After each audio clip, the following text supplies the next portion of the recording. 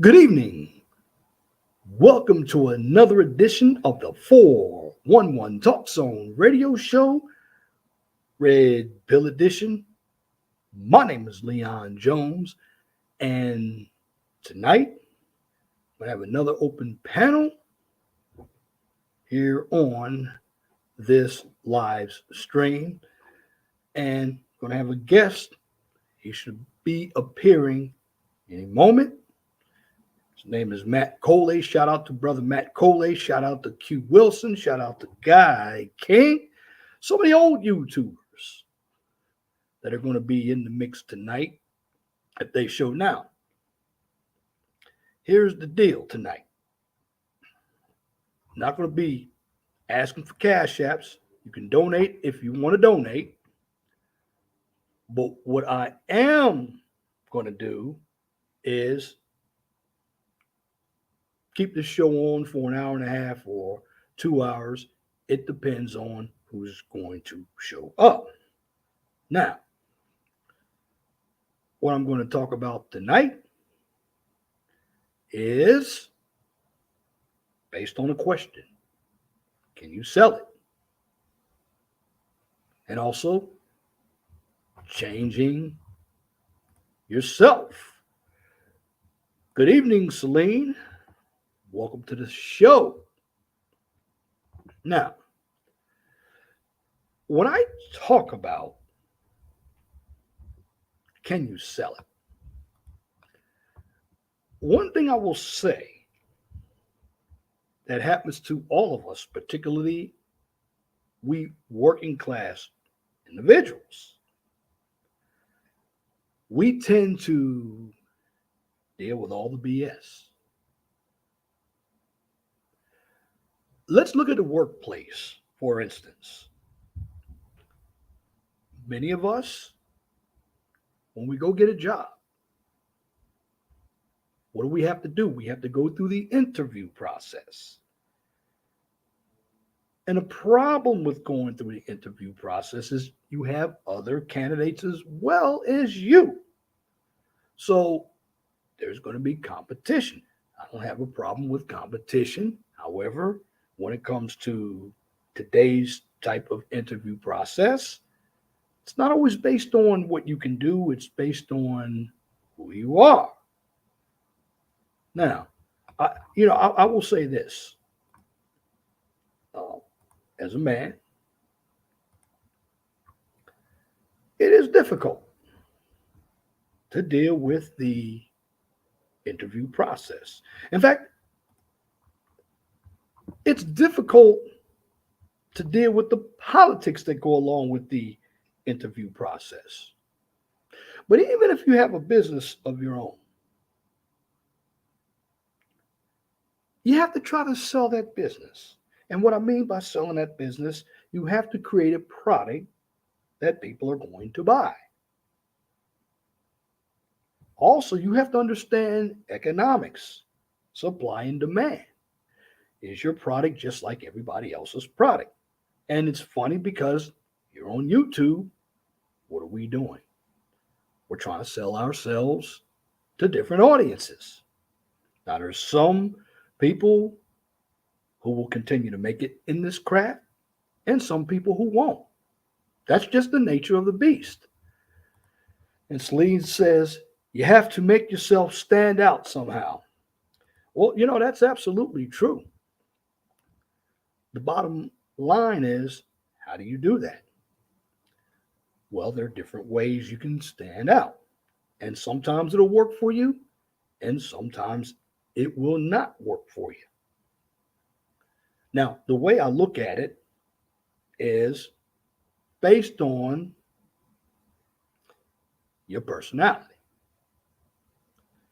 Now, if you look at YouTube, in order to create a channel that's going to be lucrative, you have to put a lot of work into it.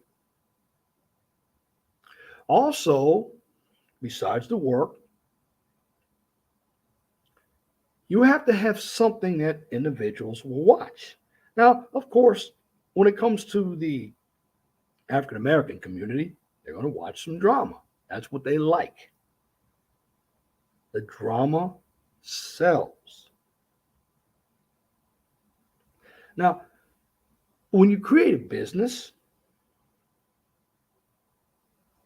what you have to do is do a market research. But even if you work a 9 to 5, you have a number of people who are on the job just like you are and are trying to compete with you for the next spot. Now, why am I saying all this? Because I look at society today, and there are basically two classes of people. You have the elites, and then you have the working poor. Now, for the most part, when I look at the working poor, that's us who pay the majority of the taxes because welfare, believe it or not, goes up just like it goes down. So the people at both ends really make out. The people in the middle struggle because the people in the middle, for the most part, are slaves. Shout out to Big Dog, little Big Nate in the house. Welcome to the chat. Now, selling yourself is a daunting task because you're always going to find you questioning you. Did I make the right call? Did I not make the right call? It's the same thing for a politician. What's a politician have to do? Now, for the most part, these politicians know how to gerrymander the districts so they keep getting elected. Now they're selling themselves to the same old people, and they know how to do it. You look at the football players. Shout out to Jenny V in the house. It's football players. They make a lot of money. Now, if you're a running back, the average lifespan is 3 to 5 years. Now, I love capitalism. And I will always love capitalism. Now, I'm bringing this topic to the forefront because I look at us, everyday folk, and what are we? We're basically utilities to the elitists. Why? Because it's the elitists who promise us everything. They never deliver, but they promise us everything. And it's the elitists in this country who control the market. This is why you only have 3 cell phone companies. Now, you had Sprint. Sprint was dissolved into T-Mobile. And you have AT&T and Verizon. You see, what the elitists want, they don't want competition. They want a monopoly. And monopolies keep you poor because when you have one person running the market, there's no competition. Brother Brian Davis, welcome to the chat. Now the question is, can you sell it? Can you sell yourself? Do you know how to deal with the competition? Do you want to deal with the competition? Some people give up. Some people don't. Now, I believe this. Particularly, let's take YouTube, for example. Some people struggle here on YouTube and some people don't. Now, I look at YouTube and I can say this. you have to choose an audience. Choosing an audience, that's the difficult part. But even when you choose an audience, can you sell it? Is your audience going to believe what you're saying? This is why I cam up. And something else that individuals need to understand. You have to present yourself well with speaking, grooming, because appearance is everything. And if you don't believe me, you look at a number of these female YouTubers. Many of them don't have great content. Many of them aren't smart from my point of view, but they know how to sell their bodies. And there are a lot of thirsty dudes out there who will support these females' channels. But I'm not mad at these females. They're smart because they know how to sell it. Jenny V says, you need to show the product to encourage people to buy the product. Facts. But you have to know what the product is too. Because as everyday people, when we walk out the door, we're somebody else's product. You know, I was listening to the cussing pastor, and he was talking about black people. Black people who don't own businesses. But what black people will do, we will support the white businesses. Think about this. You got crime going on, black crime. Where are the guns coming from? They're not coming from us. We don't make the guns. White folk make the guns. The shopping centers. We don't have shopping centers. Where do we go shopping? We go get it from the white folks.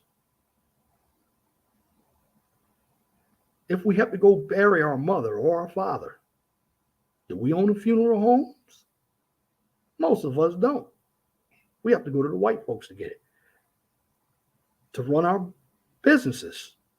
Where do we go get our paper? Where do we go get our printers and our flash drives? We go to the white folks to get it. Why?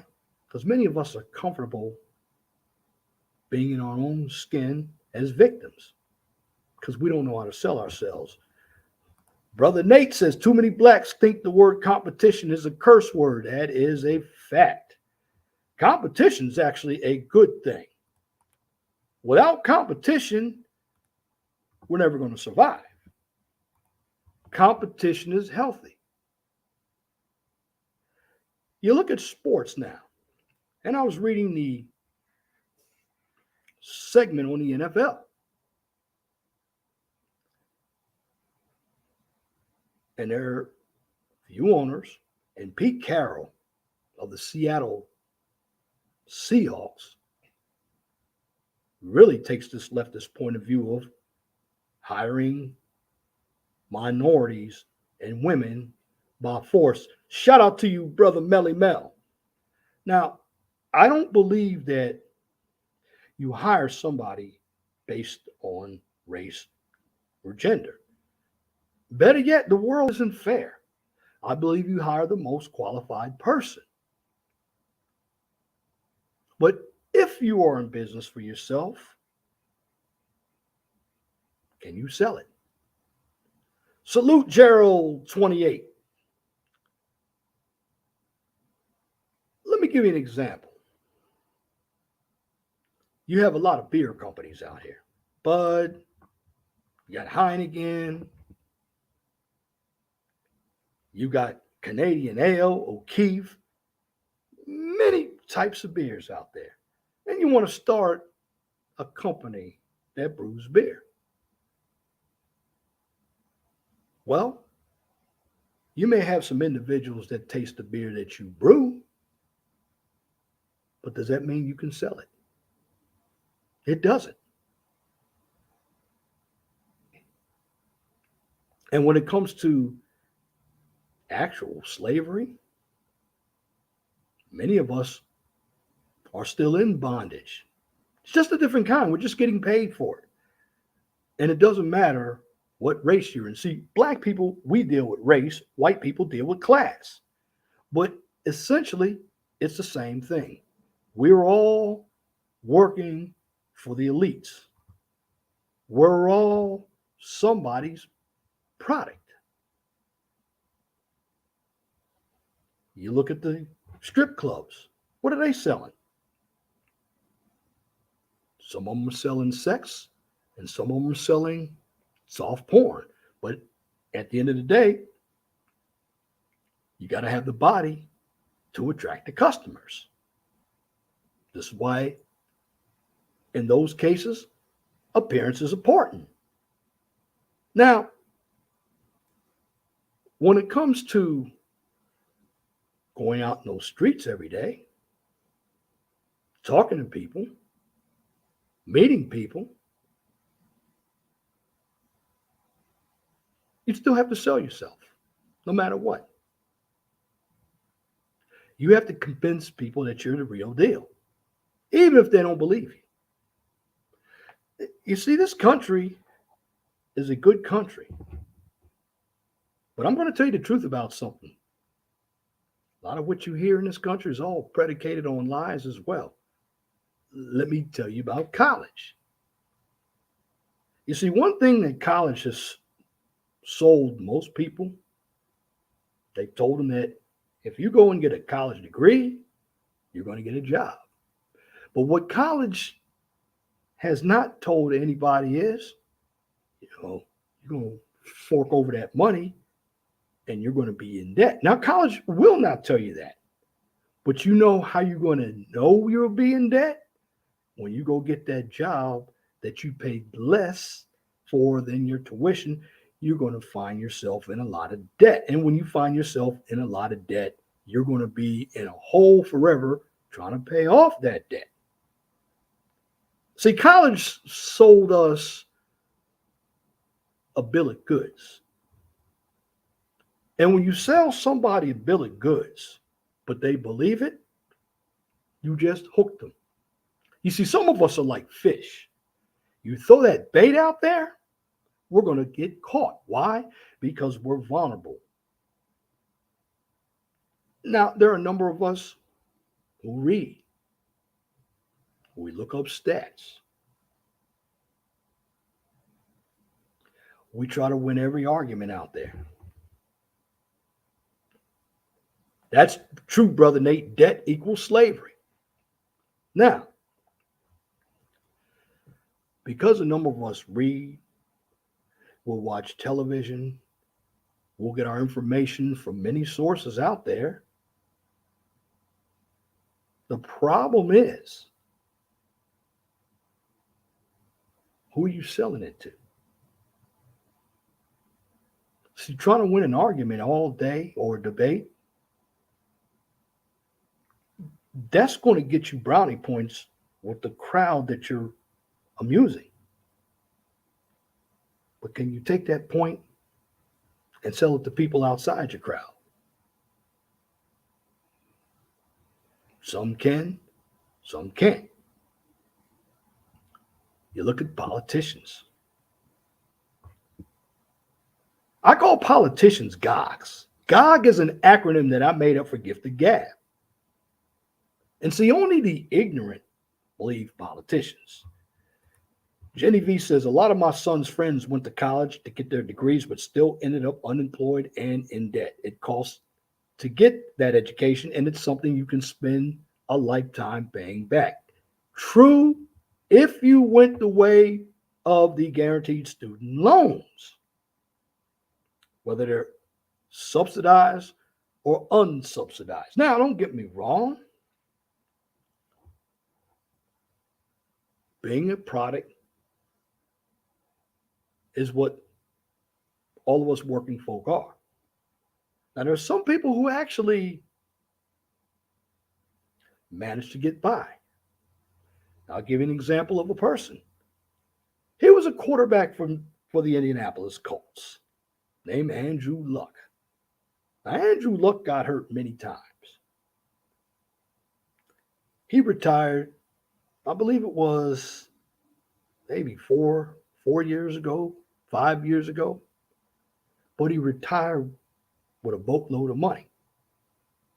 He sold himself. and even an athlete,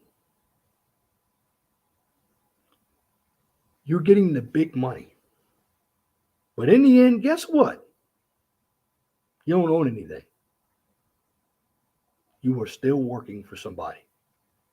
The only difference between you and that trainer is you have the talent to get out there in the football field while that trainer trains you to get out there to play football. And that trainer, who probably has a harder job than you do, particularly a doctor, he's making much less than you. Jenny V says they advertise these student loans as beneficial for an education, but they don't track how the money is being spent. Young people use it for holidays. Well, uh, Jenny V, that is very correct. That is correct because there are a number of people. What happens when you pay your tuition with financial aid? The leftovers the student gets. Now, instead of the student using that money to start paying back the loan, the student generally uses it for personal their personal materials. And when I mean personal materials, something for themselves. They'll buy clothes. They'll buy an iPhone. Something they don't really need. Now, I'm preaching this because there are people out there who have basically fallen for the okie doke here in America. Now, again, I'm not ascribing to tyranny. But you know what? I will tell you, the fools who voted for tyranny, they're getting it. You see, when the left sold you the idea that we were going to give you everything free, well, what happened? Some people have gotten it for free. But see, that well eventually dries up. Fool and his money just don't mix. Now, to be fair about selling something, you have to be able to negotiate. That's true. There is no such thing as a free lunch. But you have a number of people who believe there is a free lunch. Certainly, it's a free lunch if you're not paying for anything. Remember, Joe Biden said, need people to get some skin in the game. Well, the problem is you have a number of individuals who aren't putting any skin in the game, but yet they're crying about racism, sexism. They're crying that they're broke, but they're not participating with anything when it comes to being part of this country. Sacrifice. Number of people don't want to sacrifice. And the people that do sacrifice, they're not appreciated for. And even your own family, can you sell it? And I got my boy Big Body Coley on the mic. What's going on, brother? Can you sell it, brother? What's going on, man? What's going on? I'm trying to get set up over here real quick. Let me get this Bluetooth on real quick. Can you sell it, baby? Can you sell it? Let's You're trying to see. sell it out there, brother. You a truck driver. Can you sell your services, brother? All right, let me see. I'm over here. Yo. What's going on, brother? Oh, What's YouTube. happening, man? Shout out to Matt Cole. You got to get over there to his channel. He had a good video up there, and I was watching that video that you did today. And part of what you said in that previous video about changing, I'll put it in my title. Jarrell28 says these clowns think they're still going to get a free student loan forgiveness. Not going to happen. Well, that's true. And brother Big Body, what's happening? Oh man, I'm just out here shaking and baking, moving and grooving, man. I just got so much on my plate, man. And I'm back on the YouTube. I'm back in the YouTube world, man. I've been putting a couple videos down. I've been actually seeing what's going on out there in the YouTube world. A lot of changes have happened, man. I've been sitting back casing different videos out. I'm like, wow, a lot has changed over the years, man. Well, I know when we first got up here, we were all doing content. I tell you, um, Right. we've gone into the live streams. So I dropped the link. Now I can only get 6 people on the panel at a time. That's enough for me. 6 people. So at the end of the day, we're talking about can you sell it? Talking about making change for yourself. Got my boy Big Body Production. Shout out to his channel. Brother Little Big Nate. Well, Jenny V says, good evening, sir. Brother Nate says, GDP, what's happening? Brother Nate says Biden has done nothing for blacks, and I couldn't be happy. Well, Negroes, Hey, they've they always been wanted so. them, they got them. What's that, they, Matt? they wanted them, they got them. Niggas always crying for the Democrats and they scared of the fucking Republicans. You want them, you got them. Now enjoy the shit that comes with them. Fuck Biden. Yeah, yeah. And you know what? Somebody else that I don't want in power, Brother Matt, and you and I are going to chump a bit on this. I don't want these black women in power either. No, no. I don't want any woman in power, honestly. But black, definitely not. Fuck no. For what? They can't even maintain a stable mental with the position that they're in, just being mainstream here in the world. And imagine giving them a piece of authority.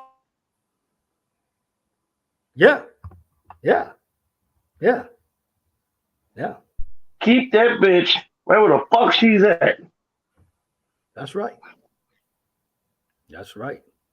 Oh, and let me say for the record, man, before you really get into Go your ahead, man. show, for those who Go. don't know, I'm straight to it, no filter, and I don't give a fuck how you feel. If you don't like what I say, you eliminate yourself from what I have to say by removing yourself or don't pay attention to me at all. Because I'm not going to put any cut on anything I have to say or how I feel about what's going on in today's society with modern day this and everyday that. I'm just going to give it to you how the fuck I feel. And I hope you would do the Make same no with me. sense. Go ahead, brother. I'm glad to have you on the panel tonight because you're going to make it exciting tonight. Oh, shucks. Brother Q was up here. Unmute yourself. I haven't seen you. What's going on, Brother Q? Chilling. I just came up here, see what y'all up to before I head Q, out. unmute yourself, Q. Am I muted? No, you're not muted. And shout out, Q had just started live streams. He's another old YouTuber. Get over there to his channel. You're gonna have to spam your channel in there, Brother Q. I don't have it right off the top of my Hold head. on.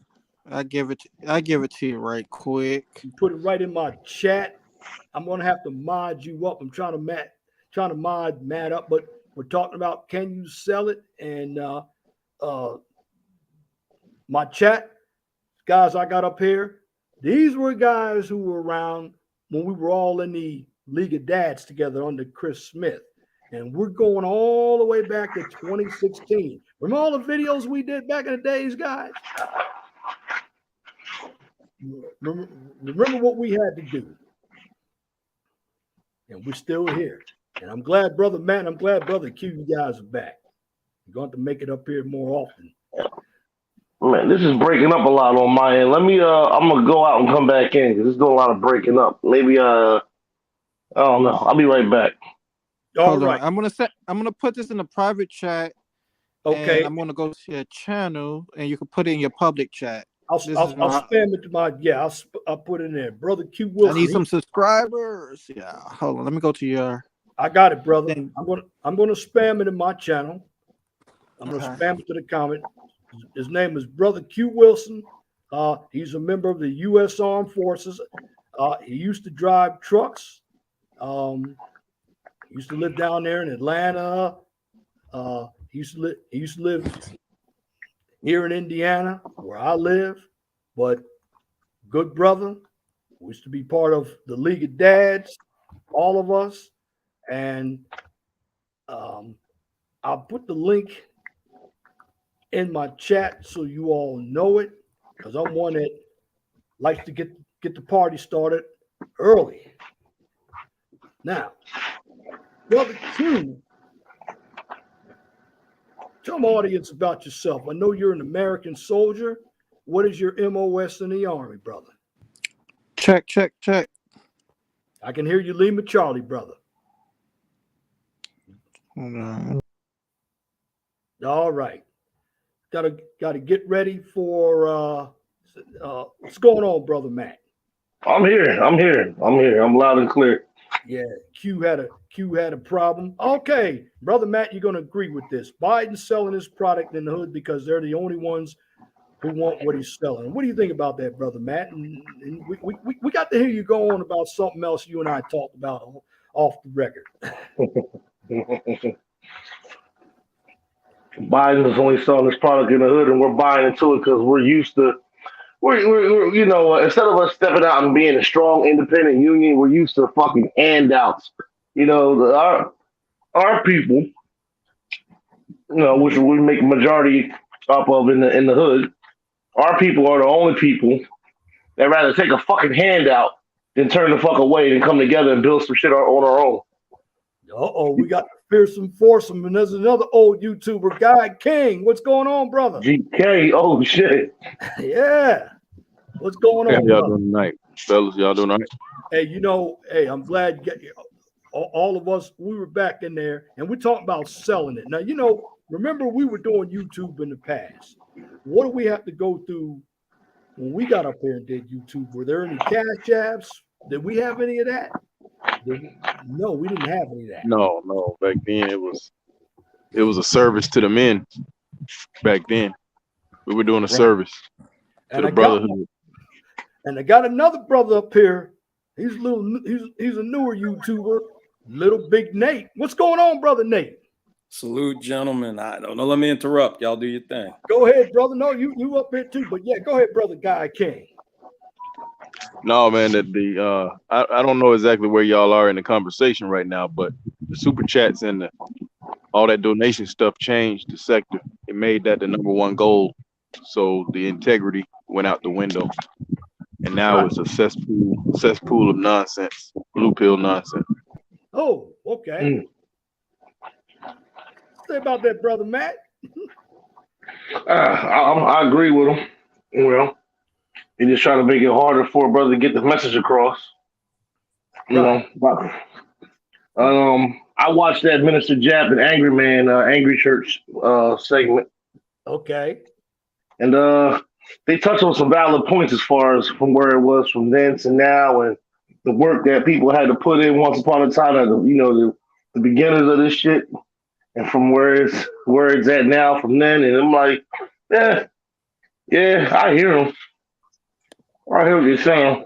I took a little offense to some shit that was being said, but I ain't, I just got to wear my heart on my sleeve and let everything bother me. But I find it. Brother Nate, you've been part of this, brother Nate. Your name comes up. And, brother Guy King, you've been part of it too.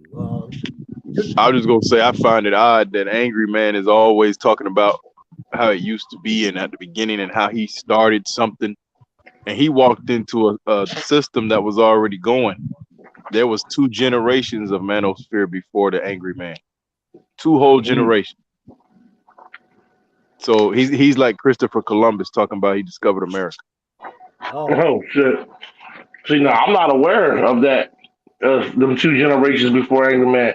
I'm only aware of the Angry Man to now. So you just hit me to something new. Yeah, the only content creators that were around previously and are still around are Black Ram and Ringo TV Raw, and then Sergeant Willie Pete. Those are the only 3 that I'm aware of that were around from the very beginning. Even Black Ram. Even Black Ram was not around from the very, very beginning. Black Ram was 2nd generation. What about the Reluctant Nobby and BGS Ibmore? BGS was around, but he was not in this manosphere. He was hanging out with white MGTOW guys. Right. Right. back then. He didn't come into the black zone until like 2016. And that's where he got his name from. You know, BGS, the Black Gnostic Speaks. That's what the BGS stands for. He stole that name from Black Pigeon Speaks, who's a neo-Nazi. Oh, okay. Now, wow. go ahead, brother Nate. Welcome to the chat, bro. Hey, no, man, my pleasure, man. I appreciate you letting me up. Yeah, that'd be great to have somebody who knows the history to make like a chronological video account.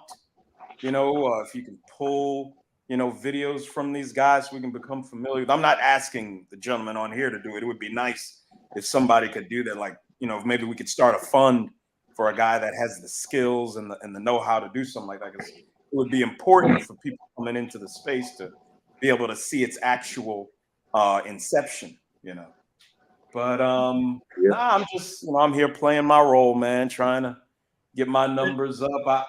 I will provide a little pushback on the idea that money corrupts. I don't think money necessarily takes away the integrity. I just think we got to be more careful of who we listen to, and we should require that they, prove who they are. You can't just be talking about shit like, you got to kind of demonstrate who and what you say you are. You got to show folks something. But I think I personally, I think the money helps. It lends, a sense of legitimacy. I mean, brothers can actually put the time into it if they could turn it into an actual, stream of income. So I think there's pros and cons probably to the money. Yeah, there are. I would agree. I agree with that. That's Pros true. and cons. I agree. That's true. And let me not forget to say Tommy. Tommy was one of those from the beginning. Tommy, please don't forget Tommy, dog, please. Yeah. I don't know if he's still around, but I remember Thug Titian, of course, rest in peace, brother David Carroll, the brother of Common Sense, Queasy 100, that's his name. He was around there as well. Hey, David Carroll passed away. Damn. Yeah. You didn't know that, dog? Yes. I've been out the loop for a while, man. I've been out the loop for a couple of years. Yeah, man. We lost David Carroll, man. That's crazy. And Jenny G says, this is why I prefer channels with lower subs, because they're promoting their viewpoints, not selling a false smile. And some people would sell their own grandma if we get them extra subs. You got some people that would. Yeah. Again, can you sell it? I mean, and this is just not about YouTube. And Brother Nate was on here earlier. It's about what we and brother Matt, even dealing with what you're going through. Sometimes we sold ourselves a little too much. You're gonna have to elaborate on that. And Brother Nate will probably understand you and shout out to Brother Nate.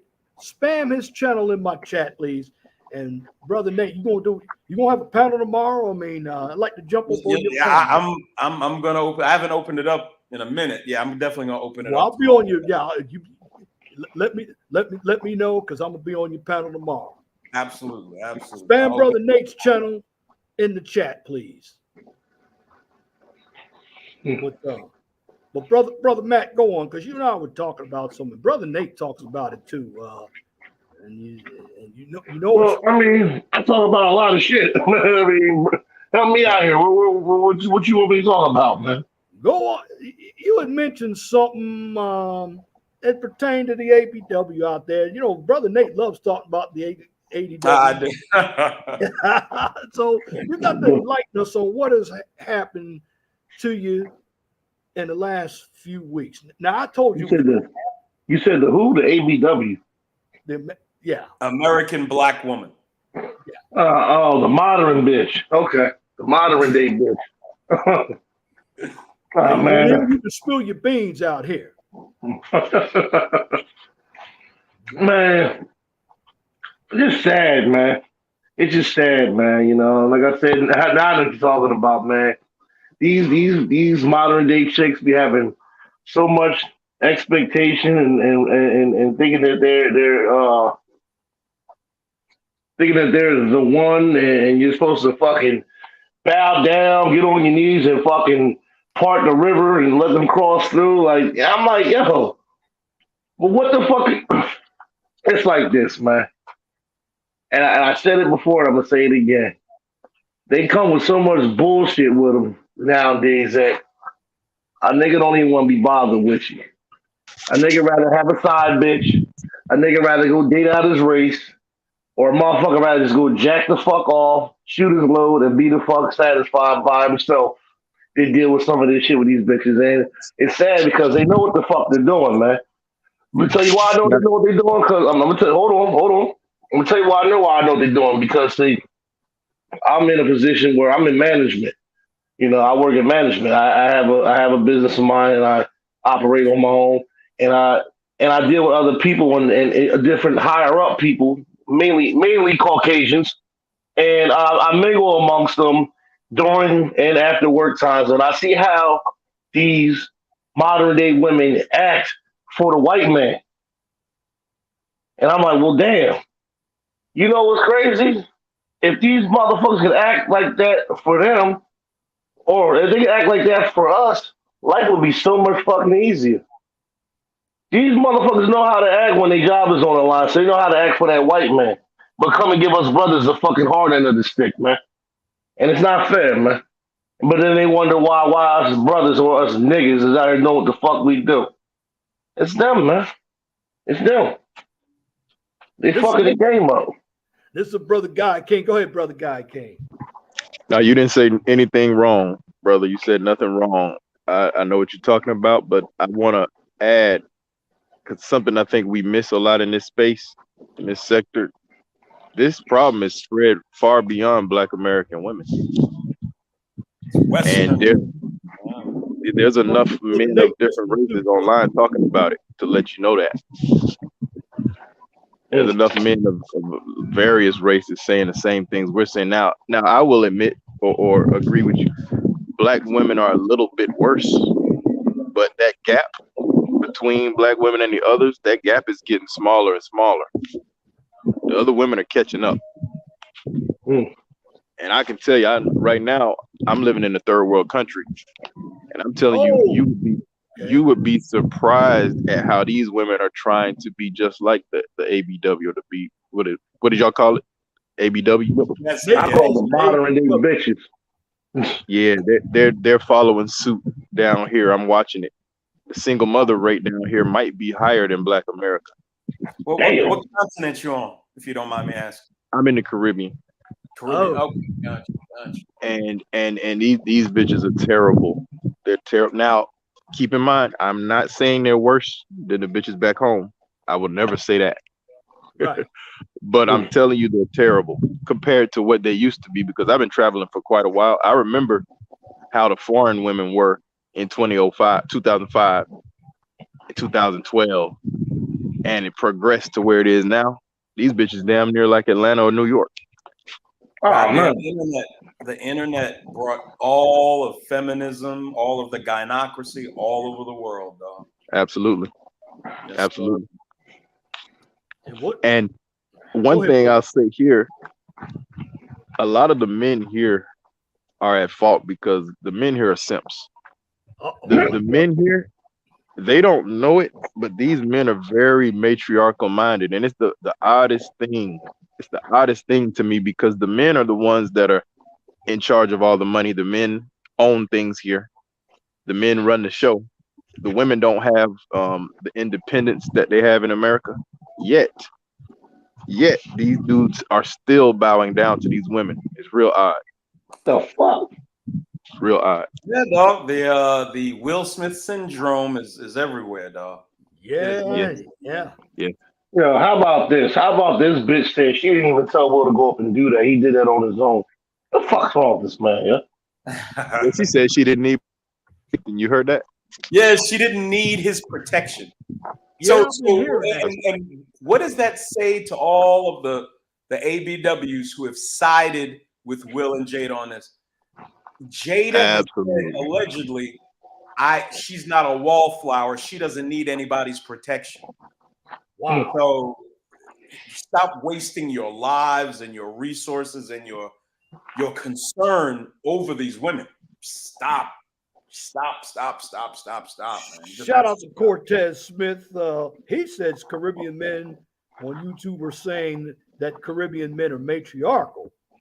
And then, Yep. Jenny Visa has never put a woman on a pedestal because the only thing she can do is look down on you. Wow. Shout out to Cortez too, man. That's one of my old subscribers there. Oh, Cortez has been around. Again, shout out to Cortez Smith. Again, this is why Cortez Smith, what's up, man? feminism is the new world order, and people don't get it. And this is going in your neck of the woods, brother Guy King. Oh yeah, it's worldwide, man. I mean, in Japan, those Japanese dudes don't even mess with Japanese women no more. Y'all know about that? I heard they're called herbivores. Yeah, they call them herbivore men. That's their version of MGTOW, I guess you could say. And in China, all the unwanted women in China, just tens of millions of women in their early to mid 30s that are just considered totally undesirable. Man, some wild. Yeah, pretty soon it's gonna be it's less and less places to run. Nowhere to run. Yeah, shout out to Melly Mel in the building. What's going on, bro? There's gonna be a lot of pussy kissing going on, I guess. Yeah.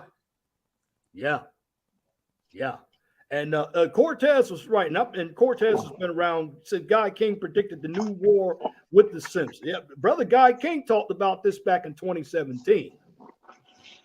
Damn. And I also said we were gonna lose that war with the Simps. We're already losing that war. So you don't think red pill ideology is making some progress? Go ahead, brother King. Yeah, you know, here's the whole thing about it. The big problem right now in the space that there's so many ideologies that's clashing like crazy and stuff. Right. Shout out to Melly Mel. Pair bonding groups like crazy in this space. Like, you know, it took away from what it really was meant to be, and then it spread it to like different type of variants and shit. Like, you know, and creating different types of groups. You know, there was a TV show, this was Most Wanted episode that was based off the incels. What manosphere is. And they took what they feel what the manosphere is and took it out like a big woman hating incel group and stuff.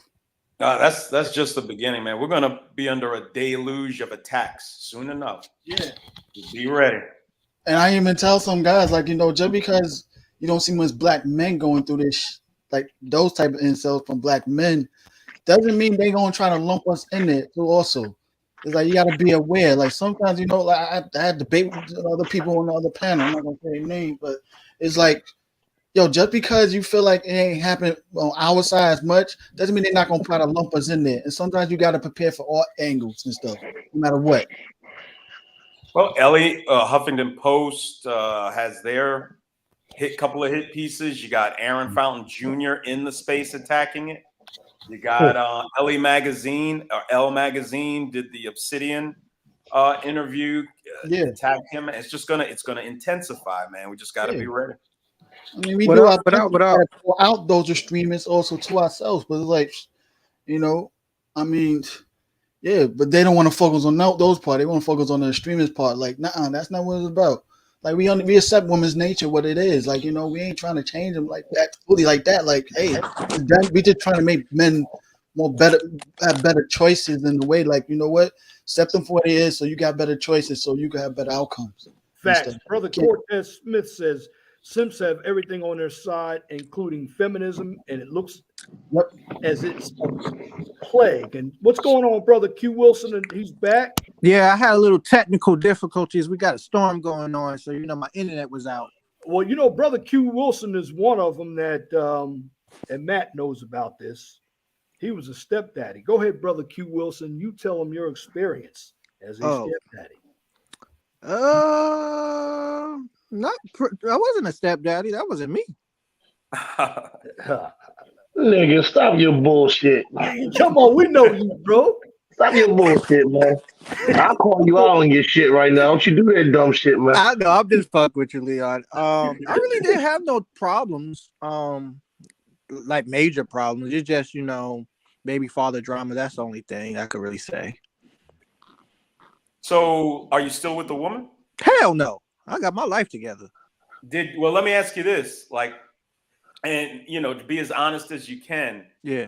How did having to separate from the child? Did you develop like a real bond with the child? Was it traumatic? Oh, Separating yourself from the child or the children? me check. Okay. Yeah. Well, yeah. Her son really liked me and stuff like that, and it was hard, separating. But at the end of the day, it's not my kid. So I know that's crazy. the son, wanted me to hang out with him. Take him to the park and stuff. But the mama didn't really do too much, and I'd be asking her, and she'd be giving complaints. So I was like, yeah. I can't do. I only could do what I can do. I only could No. control what It's I can definitely control.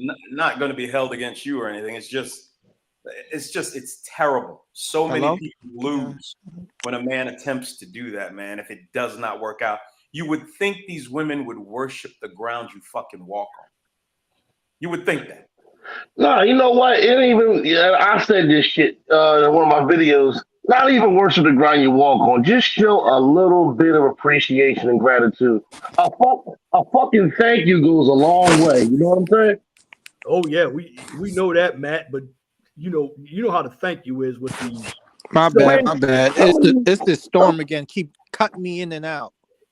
man, Thank some of these you. Sorry, motherfuckers. are two of the least spoken words from a lot of modern females, though. Some of these motherfuckers act like it's a damn struggle to say thank you. Like when you do something from like they're like you're supposed to, and then that's that. Nah, motherfucker, give me mine, bitch. I didn't have to do this for you. Man. It's true. It's true. That's why I'm talking about selling it. And you know what? I put these two titles up there. Can you sell it? Because see what it is. These simps, and I've heard on some panels, women saying they love simps. I've heard it on some panels. They love simps. Or they love the fact that they love the fact that they get the opportunity to control a motherfucker. That's Yeah. true. But see, Right. here's the kicker. You can have all the control you want, but what about when you don't know how to do something? You need to rely on that motherfucker who has that skill. You know what I mean? Like when the fucking pipe busts and you need a motherfucker to come replace it. And you don't want to pay the repairman X, Y, and Z amount of dollars an hour.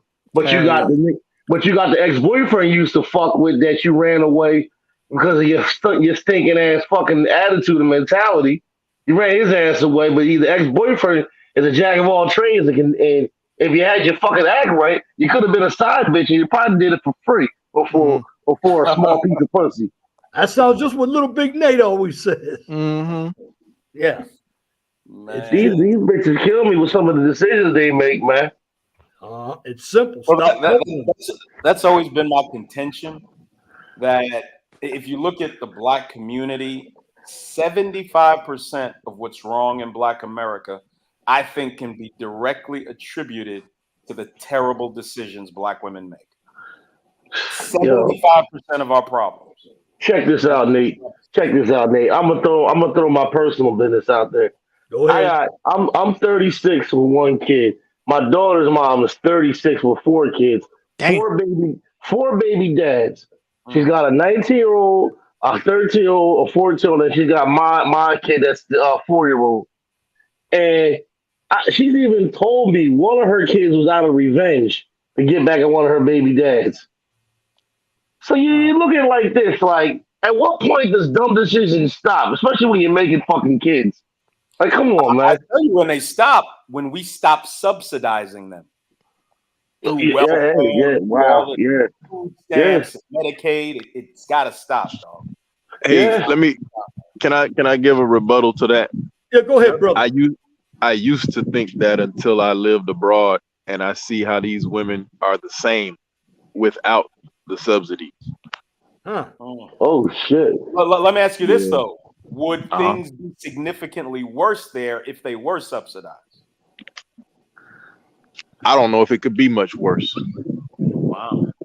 I'm looking at different cities I've been to around this place where it's very rare to find a woman without kids. I mean, you can't find a woman without kids. In the Caribbean? And at the same time, you cannot find one that's actually married. Wow. Yeah. Well, Jenny B says So I mean, I don't know. I don't know if it would help. I don't know. Jenny B says it As makes. you, let me ask you something though. Go ahead, brother. Are the single mothers over there the same as the ones over here? In what way are you mean saying? I mean, in the U.S., With the attitude or the entitlement. your self entitlement, everything. Yeah, Like they are, this. and a lot of it is because the men here don't mind getting with one Oh. and making her single mother all over again. But let me ask you this: what are some of the better places you've been to? Europe. Oh wow! So just out of the melanated world, period. Yeah, Europe Like is in the better. Caribbean countries, right? Yeah, I'm in The Caribbean, Latin so, countries. right. Have you been to the continent? I have. I've been to Tanzania, Uganda, Ethiopia, and Ghana. How was Ethiopia? I know the women are stunning. They're stunning. Ethiopia was the only place I ever got into a fight. Bunch of jealous simp dudes over there. Oh, But you got simps in Africa. oh yeah. You said, oh yeah. Jeez. Oh, simps is a worldwide human thing, man. Wow. Oh yeah, easy. In Yeah, Africa. I got you, brother Q. Let me get to the comments here. Jenny V. It makes you wonder how many dads of children of single mothers have in their lifetime. Brother Cortez says, I've never seen any reason to help someone who hates my guts. Jenny V. And these children look to their mother as a role model. Brother Cortez. I understand this at a very, very early age, which is why I was able to dodge this BS. And Jenny V says, where's the pussy? There's the simps. Well, back to what Cortez says, he said he's never been able to help anybody who hates their guts. And I feel him on that. But then what about when you're put in a position as myself? My baby mom claims she hates me, whatever the case may be. I can't stand. I could run the bitch over front to back, back and forth, reverse drive, and not give a fuck and go home and eat a sandwich. But what about when there's tough times for her and your kids feeling the effect? And it's like, all right, I'm not, I'm wealthily, I'm wealthy and comfortable financially. So if she's having a hard time with something and my kids feeling the effect of it, as much as I hate that bitch, I don't want my kid to feel the effect of it. So there's that part of me that says to myself, man, I gotta go and help this bitch out, man, just so my kid don't feel the effect. Well, is custody an option? Man, you know what? Honestly, we got joint legal custody, but now, mind you, I never signed a birth certificate for legal reasons because I wasn't trying to get myself caught up. But and I'm not the type of guy that really want to be bothered with the court system and shit, man. But I see myself leaning towards that direction eventually. But wait, you didn't sign the birth certificate. Did you take DNA to see if they were your kids? Well, I only got one kid, man, and it ain't no denying her. It's one of them moments. It's one of them type. I can't deny her. It's like you spit her out. Yeah, I can't deny that, bro. I'd be a damn fool to do that, man. Well, bro, after my divorce in 2004, I fought for and got custody of both of mine, dog. I can't tell you just the relief. Yeah, I'm owed like over 60 grand in fucking back child support, and I had no help from their mother, but that 60 grand was a small price to pay for peace of mind, man. She definitely would have destroyed my children. She would have destroyed them, period. And they're both beautiful and healthy and doing their thing and successful. And it's the peace of mind alone is worth triple. It's worth 200 grand, whatever. Right. Be able to have them and know that they're safe, because you got to wonder about a woman that, not to necessarily highlight your situation, but a woman that will just spit out babies for dudes. I mean, what value do children have? to her. But Nate, Well, you still own that 60,000? What's that? You still own that 60,000 back Well, child support? I'm owed over 60 grand. She's never gonna pay me, man. You know, it is what it is. I saw this video of um this black man's daughter who technically got him out of paying child support. Yeah, I heard about that story too. Yeah. You saw it, right? Yeah, maybe she. Yeah, I think she's like 21, 22, and man was still paying fucking child support. Yeah. Yeah, and the daughter actually helped him stop that, and he didn't have to pay it. Like, got him off child support. Yeah, and of course the girl claims to never really have seen any real benefit from that money. It's just, oh man. No, I'm talking about the daughter. The daughter. Yeah, that's what I'm saying. The daughter said that. Yeah. Yeah, the mother. Yeah, Go ahead, Brother King. The mother actually helped the father. Let the feminists and the simps tell it. You should have picked the better mother. Yeah.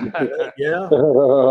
And I'll be honest with you, they would have had somewhat of a point, you know, but you know, in my particular situation, after the birth of our daughter, she kind of flipped. She went through some postpartum depression and shit, and she just started destroying everything she can get her hands on.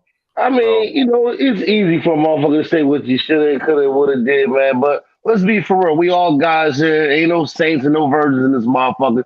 Sometimes you move forward with your dick not thinking at the moment. I mean, we're all guilty of it. And then eventually we grow in and mature into having some dick discipline. And we try to, you know, avoid coming across these type of situations and confrontations with these modern day bitches ever again, based off our fucking mistakes and problems we went through in the past with these motherfuckers, man. Well, that's why this space is so important, because it literally saves men's lives. This space, I mean, say whatever you want about the manosphere. This space is saving men's lives for real. Right. Again, having babies is like a wage to some women.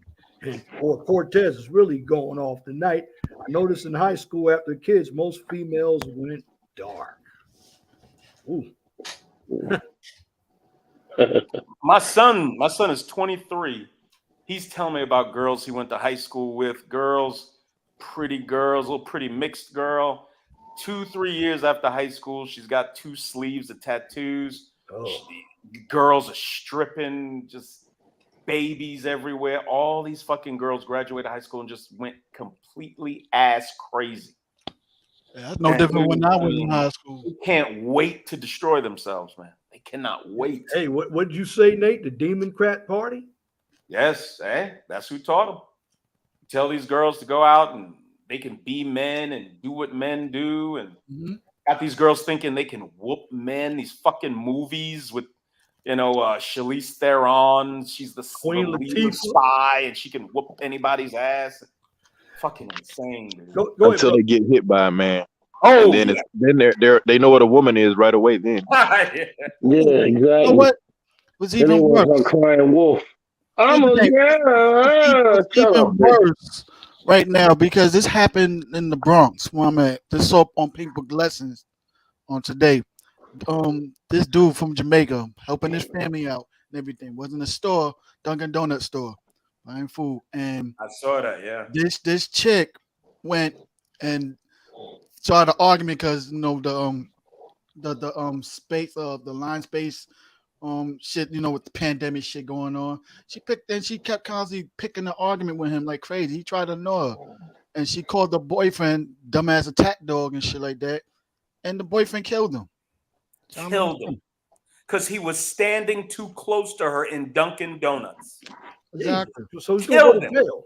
No, that funny thing about it, that reminded me of the situation I almost went through years ago with my ex girlfriend's sisters and her boyfriend. Got an argument with her, but like, well, it wasn't even an argument. She said something to me I didn't like, so I just hang up the phone, like leave me alone. She lied to her boyfriend, so I called her a bitch. Fool called my phone and shit like that, tried to start a fight and everything, and I'm like, I ain't call your girl bitch and stuff. I'll do it now though. But here's the funny thing about it though. They ain't together no more, but yeah, she had his baby. Now she's one of the baby mamas of him and shit. Security, man. She locked him in. She made sure she get a piece of him around. Wow. Yeah. Cortez says now my high school had over 90 girls who were pregnant and had kids in my first year alone. So I'm pulling from a large sample. That is a large sample.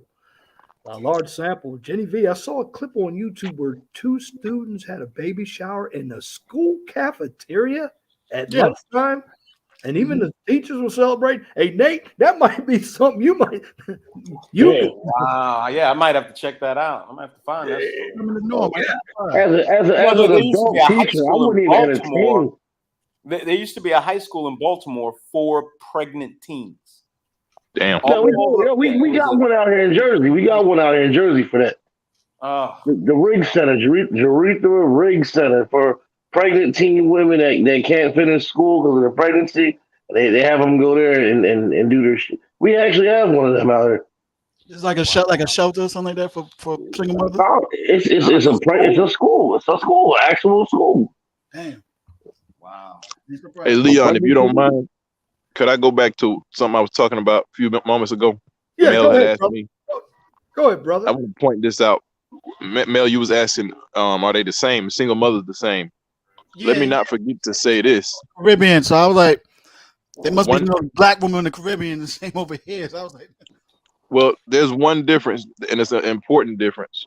The Okay. single mothers here do not, almost never, they almost never try to keep the kids away from the father. You said here? Caribbean. no, but where he's at. Oh, Caribbean. That's one major difference. They do not try to keep the kids away from the father. They just don't. That's good. Yeah. Just want to point that out. In the Caribbean, are the older women at all trying to check these younger women's behavior? I mean, I know that I've heard that you still have an elder community that'll, try and check the women. Is there anybody trying to check these young girls and their nonsense over there? Nah, because the mothers are babysitting the kid so that daughter, who's the single mom, can go party and make another baby. Great grandma ain't around. Nobody's around. I had to realize. Remember, like I said before, I'm playing other channels. People around my age in their 40s and between 30 to 40 years old, we're now this generation grandparents. So you know the mind frame thinking of people in their 30s and between 30 to 40 years old. We ain't never lied, boy. My baby mom was 36 and she's a grandma. Exactly. See? Oh, God. Well, that makes people in my age bracket great grandmas. I'm 57. Yep. Yeah. I had a partner whose ex-wife became a grandmother at 32. God damn. What? Yeah, dog. She had her baby when she was 16. Her daughter had her baby when she was 16. Mm-hmm. And these females are praising being grandmothers in their 30s, glamour into the club living. It's like almost like a rite of passage in some way. Yeah, what about these young mothers on drugs? Tommy Jean brought it up. That was in the 80s. You had a lot of young mothers on drugs. And in fact, they still are doing drugs. Molly. Right now. Weed, all that. Oh, yesterday. They popping them fucking Percocets like crazy, man. Yesterday, my father's girlfriend's daughter, who's a few years younger than me, died of an overdose. What? In Mississippi, I believe. That's where she was. Oh, wow. Yeah, the Caribbean fathers will come kick in the door. Shout out to Cortez Smith and Angels Don't Fall, another paycheck. Come on. A 24-year-old grandma.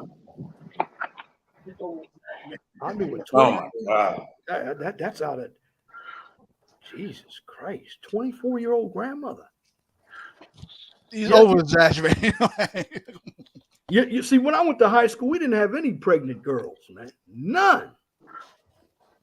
But now, just 2 generations ago, if you were a black family living up north, if your daughter got pregnant, you had to ship her to family down south.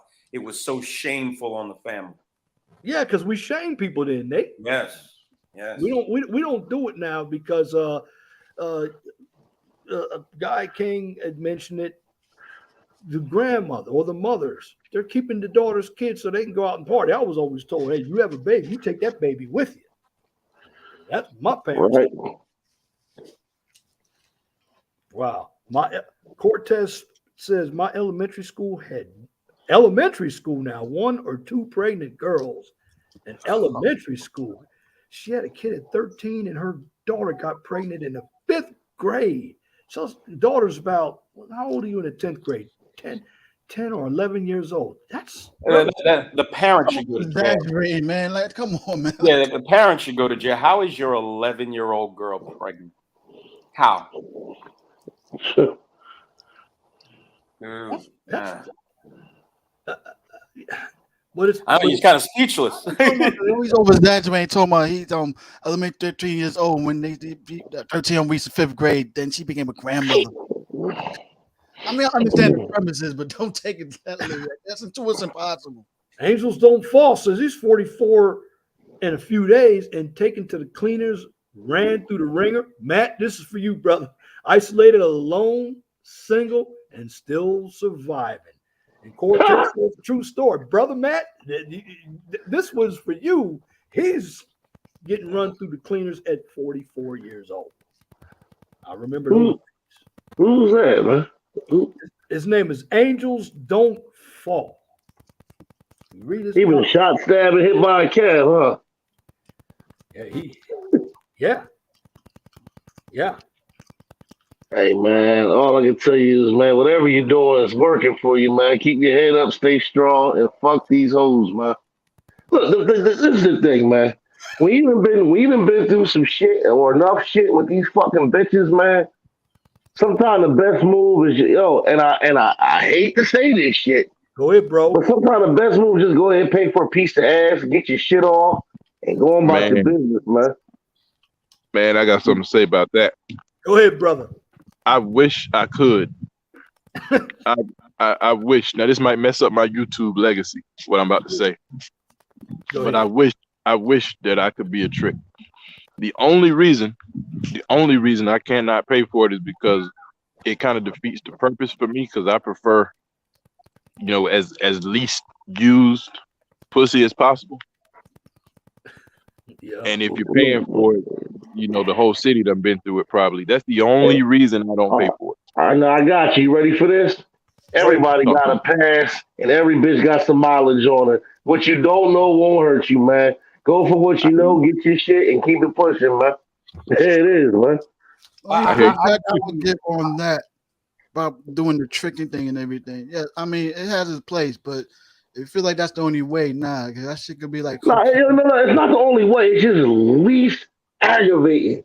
Like, you don't got to deal with the bullshit. Really, here's the thing what a lot of dudes don't do, which I've been doing. Every chick that I meet that I want to fuck, I tell them that first 5 minutes I want to fuck. Oh, you broke out some mode. Ain't no wrong with that. Plain and simple. She already knows my intentions. So when I first meet her, I seduce her and I let her know my intentions right then and there. She's down to fuck.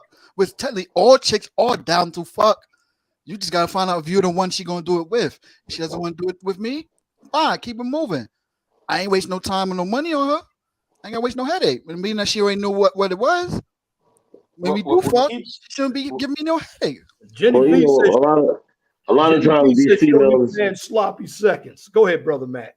A lot of times these females, it's all about the presentation and the image, man. They don't want to look like whores, although they really might be a whore. So they try to put that Maybelline makeup cover girl fucking image on as if they're not that, or they give you a hard way to go when really they want to suck the skin off your shit just as bad as you want to tear them the fuck open. Yeah, of course. Now, I'll tell you. They have to perceive that image because people going to judge. Like, I mean, this is why it's like that old saying with the devil. The greatest trick the devil pulls is making the world think that he exists. The same thing with women. The greatest trick women pull is making people think that they're innocent good girls and stuff. No, well, my thing on the prostitute thing, I've never done it, and I probably never will because it's not a moral thing. When I'm intimate with a woman, I want to do what I want to do, and I'm putting my mouth everywhere I want to. I'm not putting my mouth on no prostitute.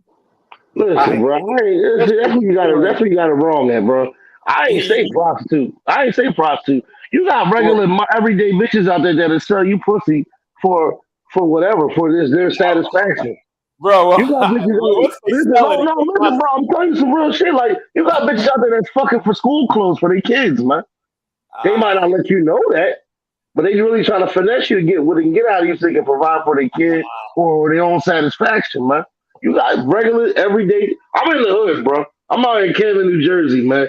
You got the baddest bitch with potential that got no sense of direction and will suck your dick for a chicken wing platter, bro. That's the type of bitches I live around, man. Yeah, I'm good. man, I've been out in your neck of the woods. We were out in Camden. Some of the people you showed me out there. Yeah. My best advice, shout out to Angels Don't Fall. Advice or quote, the number one cause of divorce, marriage. And my man over there from the Bronx, come on, man. You know it. You see it more than I do. You in the Mecca, man. What happened? You in the Mecca, man. You know you see it more than I do. Of course I know. It took me years to finally just started to accept them. In my early 20s, I was a big ass simp in a way.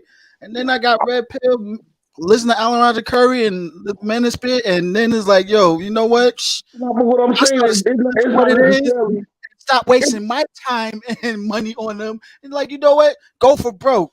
Like, yo, I just want to fuck you. You're not gonna use me. You're not gonna friend zone me. It's not necessarily actually prostitutes I'm pertaining to. I'm talking about you got regular chicks out there that's throwing their ass.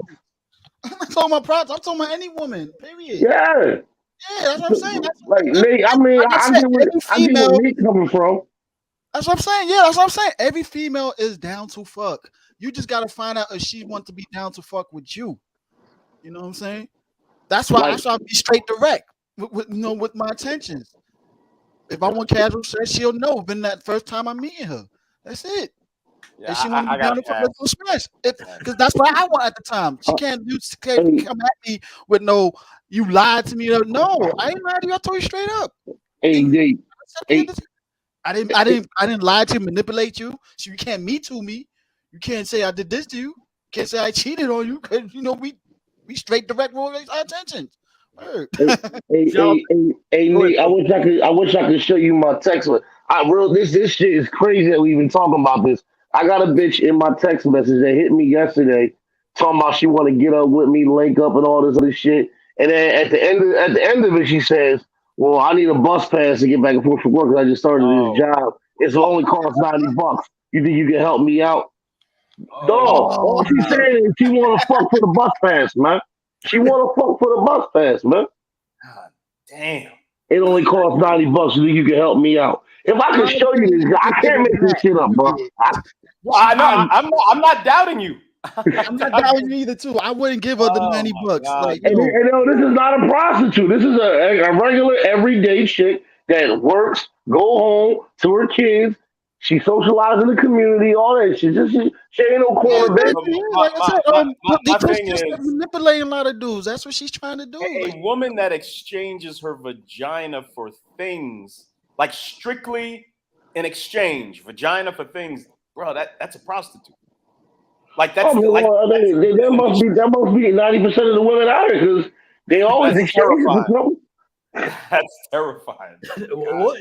See, what I would call that is indirect prostitution, because you're not giving her the money straight up and telling her I want the fuck.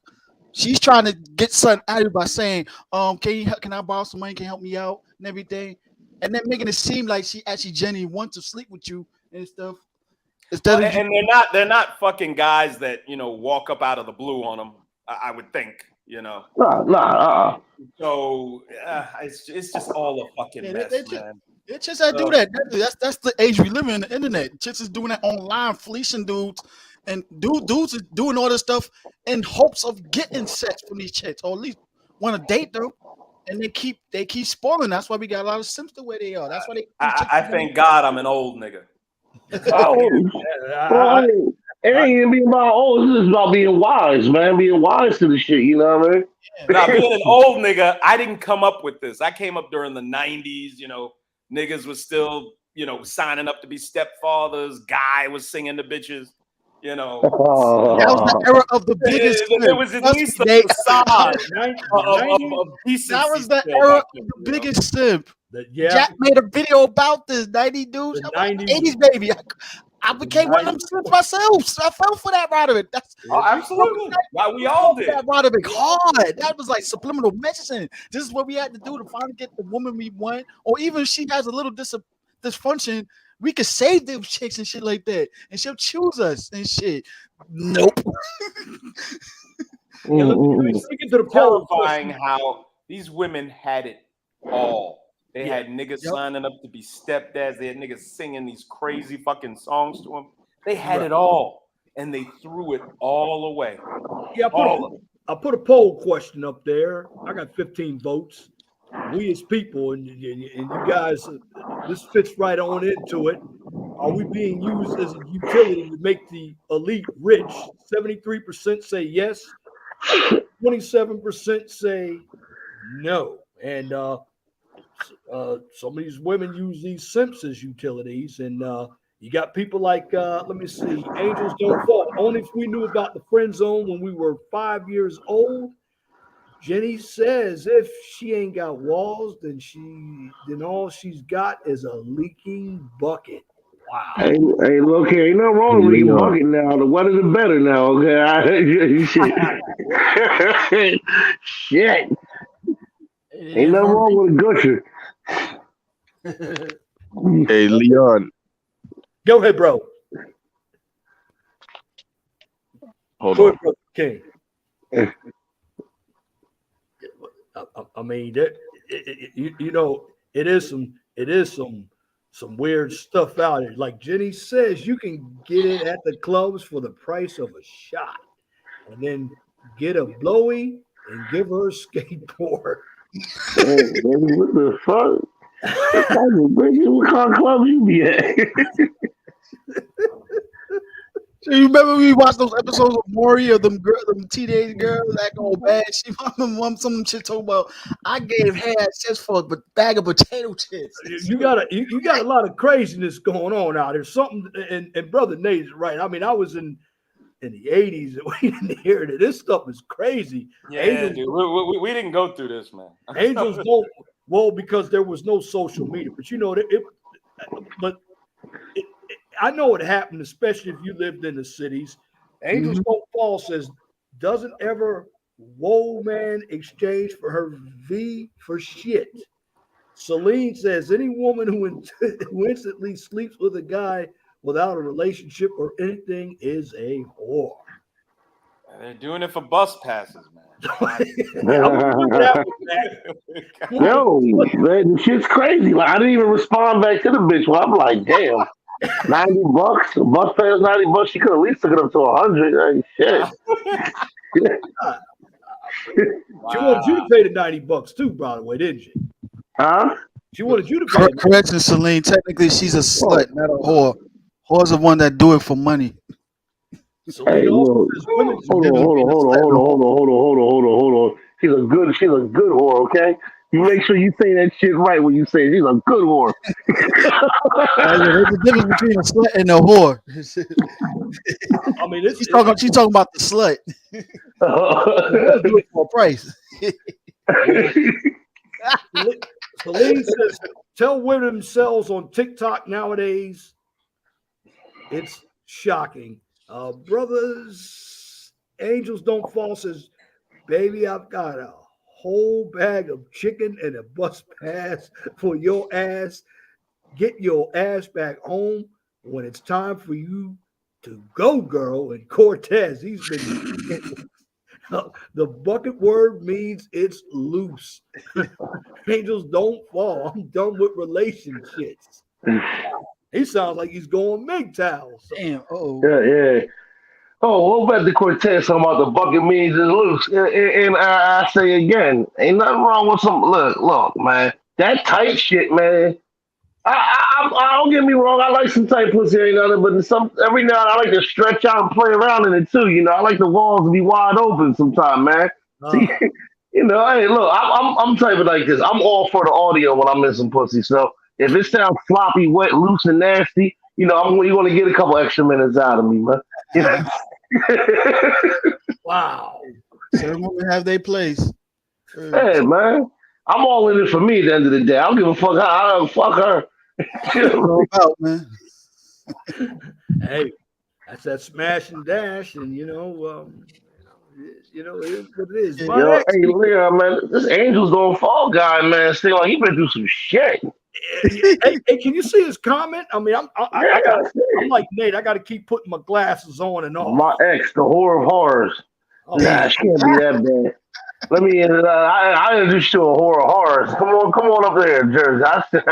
I got one for you. no.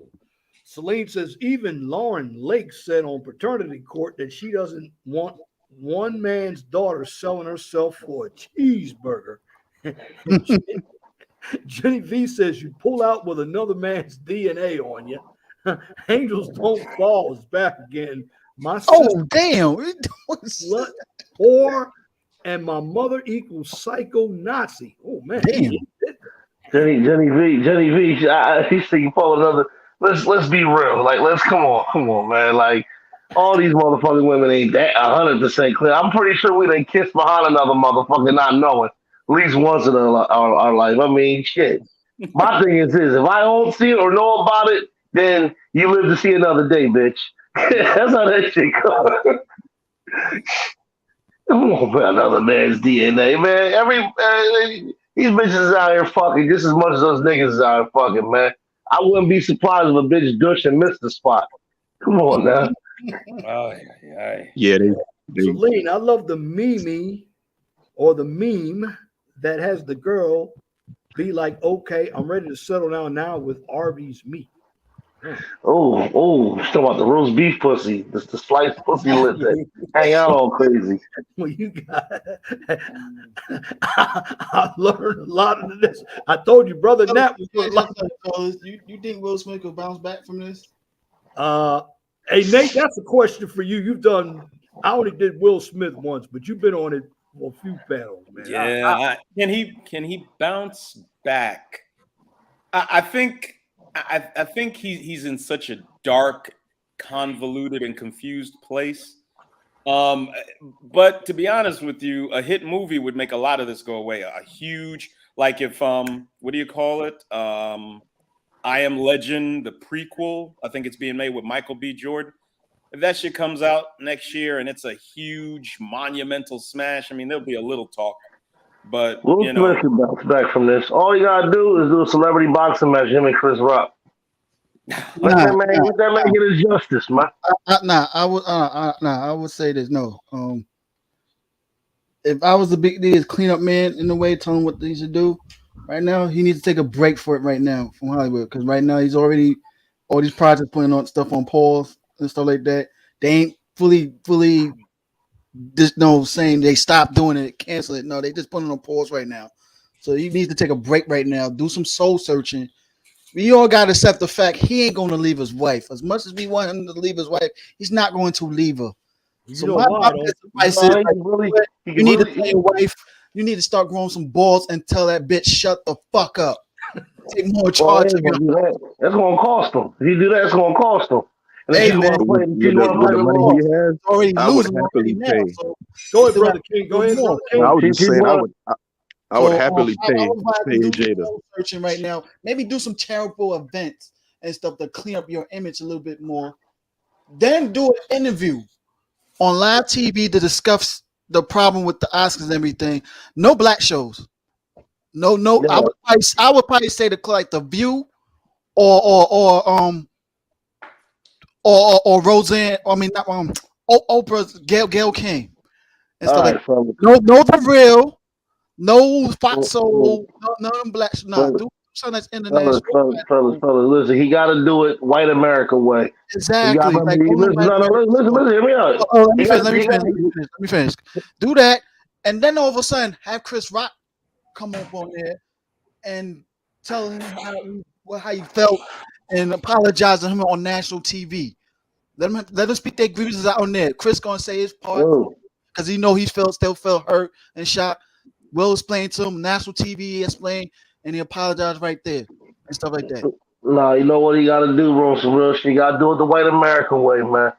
Will got to go check in for some counsel and make it public that he's checking in for counsel. That's what I'm saying. Child openly Openly admit that he has a problem and he's going through the shit he's going through with Jada, and get counseling and let it be known to Actually, the public. nah, because we seen enough of that. Don't even No, speak no, about no. relationships no more. No, Because we no, seen enough of that. you want the public to feel sorry for him and see that he's taking some accountability and trying to get some help. That's the talk whole. about relationships anymore. We seen enough of that. We kind of already know the idea, that dysfunction, and everything, and stuff like that. We seen enough of that. Right But now, the fact that he's want to go get help for it. terrible events with different things, funding his own money and stuff like that. Tell Jay to shut the fuck up and shit like that. It's gonna cost him, man. It's gonna cost him. It's gonna. It's like hitting a reset button. He do that. It has to. No, it don't. It don't. You have to pay to play. You're dealing with wealthy white people in Hollywood, and and the eyes are on you. He can't just do that with her. Yeah. You see what happened when he did that with somebody outside of her. I'm talking in private when he talked to Jada. You need to tell Jada shut the fuck up. Now Yo, high private. You need to tell her shut the fuck up. Don't say nothing anymore. You need to go to that bitch. Shut the fuck up. Yo, who's to say he ain't saying that to her now? Shit. Right now, yes. Because suddenly, right now, we technically seeing the real Will Smith, because a lot of people think he's this good man image and everything. No, he's been kind of a bully for many years. Man, Will's a nigga from Philly. Let's not Overbrook at that. Come on, man. That's right outside of West Philly, man. Will's a nigga from the hood, man. He might clean up real nice, but he's still from the fucking hood, man. Exactly. Right across the river from you, Matt. Right across. Exactly. You see Tommy Davidson? He just admitted that he tried to come at Tommy Davidson in the trailer when he filmed on the movie Woo. And Tommy had to call him out like, I ain't playing. You want to step outside in this trailer? We'll have to back off. Yeah, I heard that. Let me get to the chat here. Cortez again says, angels must be Gen Z. Gen Z will call out their moms a lot.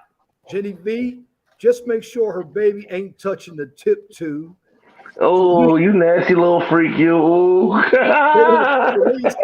There was a porn star who got married to a parkour artist, and one guy said her cookie is so big he's able to park hour in her.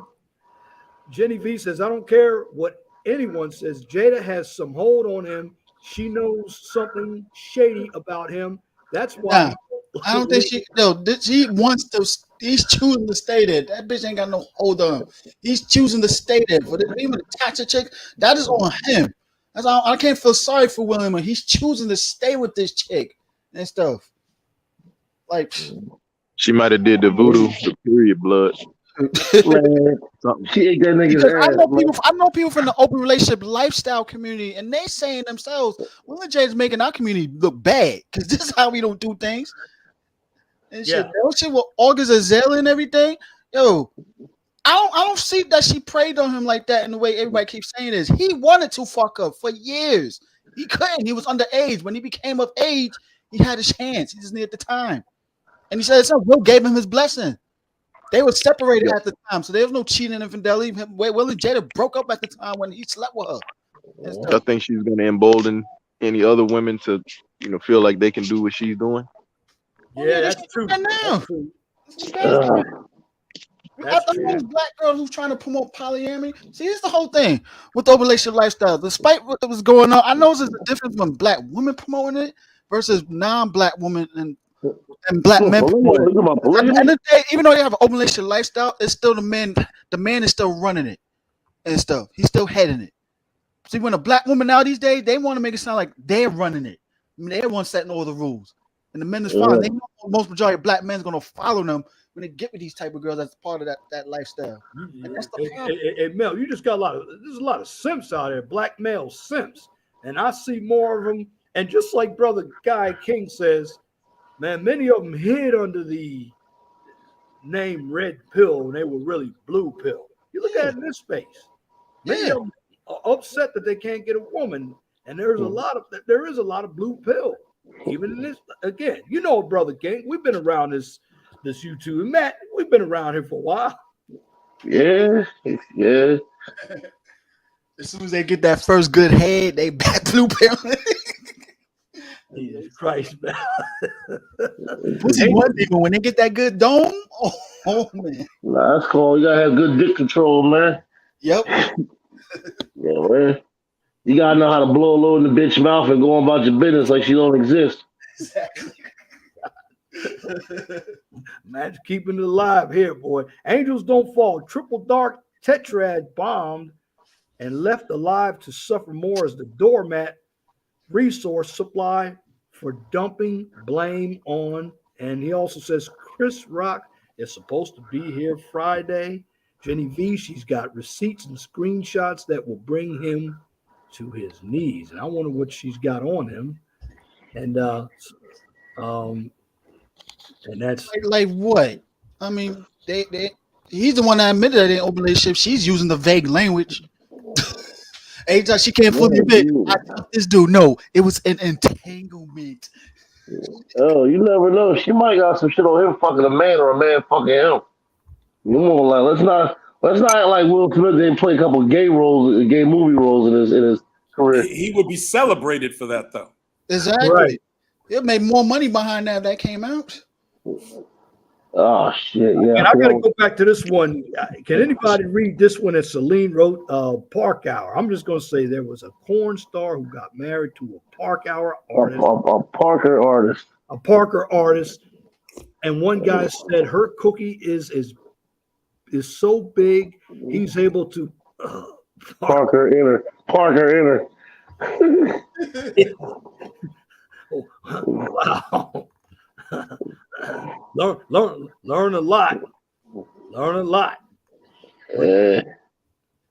And Jenny V says the only thing women run is their mouths. Exactly.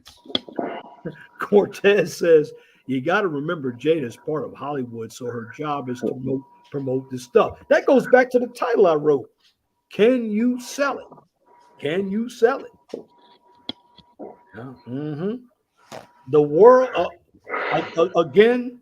This is part of that title. That's why I did Matt's video and the title. I came. The world's a stage, and that's why living in America, it's great. But there's a lot of big lies in America where we're being used for somebody else's gain. It's just a fact. Yep. Cortez says I pronounce Parker.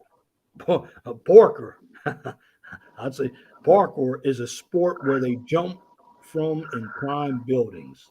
It's almost like monkey branch. What I mean. You said jump from buildings. That's mommy some they did back in the day, like running on the rooftops.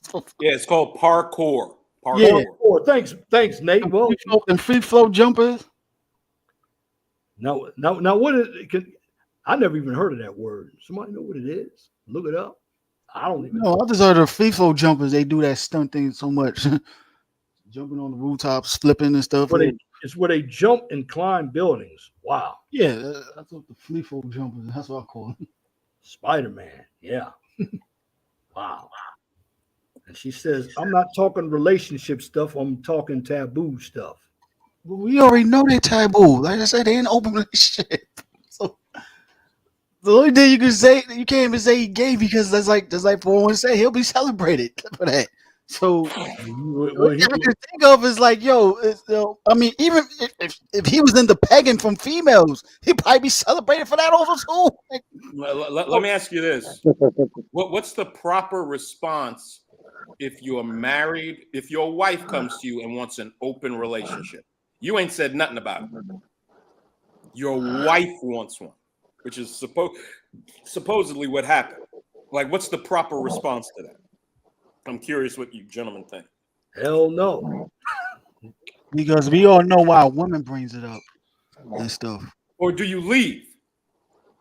Because if she's got the balls to ask you for that, stop planning the divorce. Hey, Nate, you leave if you don't live in California where you got to give up half.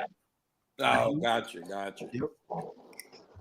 That's why he doesn't want to leave. I mean, I know what Jenny's talking about. Probably got something on him, but when you got to give up half and she didn't bring half to the table, that's a problem. Hell yeah, it's a fucking problem. I mean, you might. I'm going to say something very vain here. You might. He's the bigger breadwinner, so like, well, you might want to find her missing somewhere, if you know what I mean. Oh, absolutely. Yeah, I was thinking that. No, you were thinking that. Break her ass the fuck down. Throw her in a 55-gallon drum with some wine and acid in there. Their kids are grown, so he don't have to pay. He doesn't have to pay child support no more. So but Alimony. just spousal support. but she'll get it for the rest of her life, Mel. I mean, can you? I'm actually more concerned Really, than no. If Will he gets Smith. a real good lawyer, not the one Dr. Dre had, but very good with a lawyer, give her a one-time payoff that she ain't gonna refuse. There you go. I'm concerned that Will might try to off himself though. The way he's looking now, he's looking kind of crazy. Exactly. Yeah, yeah. He talked about it before. I told him he has suicidal thoughts. So it's like, if this shit pushes. Yeah, then Jada could really be the victim. She would love that shit. Yep. Well, she'll get us The whole world would be groveling at her. Oh my I didn't God. tell him to shoot himself, but I can't believe he did it. Yeah, but look, I mean, it'll be even a bigger payday because then she'll get it all if she's in the beneficiary. Oh, Life absolutely. insurance policy. Oh. You never know, man. You could be on a contract killing or something. Because it's really about that money. That's why a number of women believe they can do what they're going to do. I mean, what are the chances of both of your children being like cuckoo? What's the likelihood of that? That is very, very unlikely, Nate, but it happens. Both children being goddamn cuckoos. Well, he has 3 children, but this first his oldest is like okay. But that was with somebody else, though. That wasn't with Jada. Exactly. Which means he lived with her most of the years, and guess he was a decent mother of his kid. Right. And what uber successful actor / rapper gets divorced from his first wife and then within like a year and a half gets married again? You didn't take no time off. You didn't go enjoy your single life, go enjoy all your money and lay up with the baddest R&B chick, the baddest pop star. That nigga could have did it all. He didn't do any of that shit. That makes me think he was corny. Go ahead, bro. That makes me think he was corny coming up and he didn't get a lot of chicks. Oh, yeah. Remember when he was touring with Ken and played Salt and Pepper and all that back in the day? He tried to get with Pepper. Yeah, she told him no. He turned him down. He wasn't thuggish enough. Later. That's what happens when there's no testosterone in the house. And from Cortez, that's why their relationship looks arranged. Now, I heard that Will had a father in the house, but he was abusive towards his mother. So he says. He said he saw his father punched his mother in her face, so he felt like he had to protect her by acting like a clown to keep him laugh. And of course, we don't know what initiated that. No one's going to talk about what might have happened to initiate that. Absolutely. Yeah, go ahead, brother Matt. Man, I'm just sitting back listening, man. Yeah. These women ain't victims. These women, these domestic violence women ain't victims. Black women, dog. Most of the dudes I know have been assaulted by a black ex. Most of the black men I know, including myself. And sweet, soft, submissive women never get hit by a man. Never. And they never do anything to inspire those type of feelings. Never. That's right. Angels don't fall. I'm open to more pussy. I would say that. Yeah, maybe a small percentage of them do. Can anybody see that comment up there? I'm open to more pussy, sure, baby, but that's it. You want a sausage factory? Go hang out in Palm Springs, but not West. What is that? Whoa, man. Not here, woman. Not here, woman. Okay. Wow. I would say there usually is a small percentage of sweet, soft women that do get abused, because mostly those are the type of boys that they kind of gonna get with. That's probably like the first boyfriend she ever gotten with, and she thought he was like the shit until she found out the crazy side. Well, like Jay said, boy, when them good girls go bad, they go bad forever. Mm-hmm. And that's a problem. But it goes See that comment by Cortez? Yeah, allegedly abusive. Allegedly, he's got it in capital letters. You know, in this society, even men are one-sided when it comes to this. Oh yeah, Yeah, yeah. the Go ahead, male brother. feminists, man. No, we got a society full of male feminists, a world full of them, Yeah, a world full of them, and we're gonna lose that war. I'm sorry to tell you guys emotional. that. They hear the word woman getting abused, and they're already taking the woman's side. Facts. Because the How, media, how many of we y'all too have far seen outnumbered. those? How many of y'all seen those videos on TikTok with the white women crying, like wild crying, and then on a dime they turn and crack a smile? Mm-hmm. Y'all seen those TikTok videos? Like white girls been doing this like all over TikTok. They cry, their tears, snot, and then just on a dime they stop and crack a smile. shout out to you, They're Jenny. getting money out of these dudes.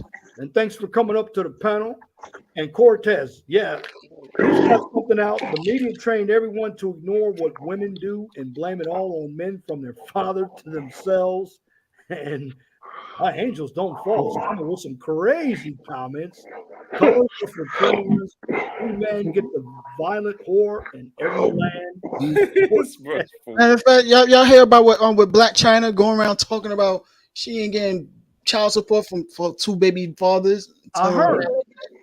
Yeah, I think she telling- has the child. She has the children once a week or some shit. exactly. Talking about child support. Yeah, She right. ain't getting no child support from both her baby daddies. It's fucking She don't lying. need it. She don't need it. Exactly. This is, She already getting it. What the fuck she lying for? Like, what the fuck?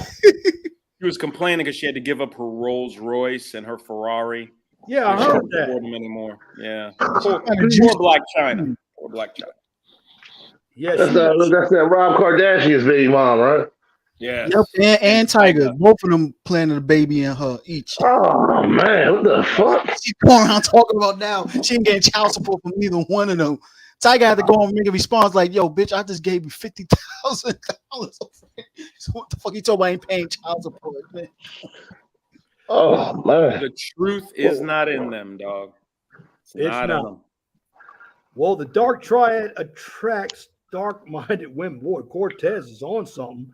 Hey, can you remind me, Leon, what are those three traits of that dark triad? Oh, yeah, I did a brother video know? on that. I forget. Psychopathy, narcopathy, and Machiavellianism. Now, doesn't that just sound like regular female nature? I knew you were going there, brother. True that. It does. If you really read into psychology and speaking of mental Rob illnesses, Kardashian, that's normal female nature. Mental illnesses that they call mental illness. That's normal female nature. Speaking of Rob Kardashian, I'm not surprised he got caught up with Black China the way he did, growing up in a family all females like that. Now I got to ask you all. Growing up around a bunch of bitches, man. He's the only son. Yeah, like the only masculine man he had was his father. He passed. Look what the fuck is. Well, look what his stepdad is. Exactly, his step A woman. all the females. Some of them, most of I seen some parts of the episode. They emasculated as their own brother.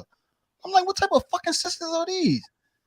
Man, look what they've done to Kanye. Look what they did to the basketball player guy. What was his name? They ain't do it to Kanye. Kanye did that to himself. Kanye, he always been cuckoo for Cocoa Puffs. I've seen it even before. Ever since his mom passed, he really went off the cliff.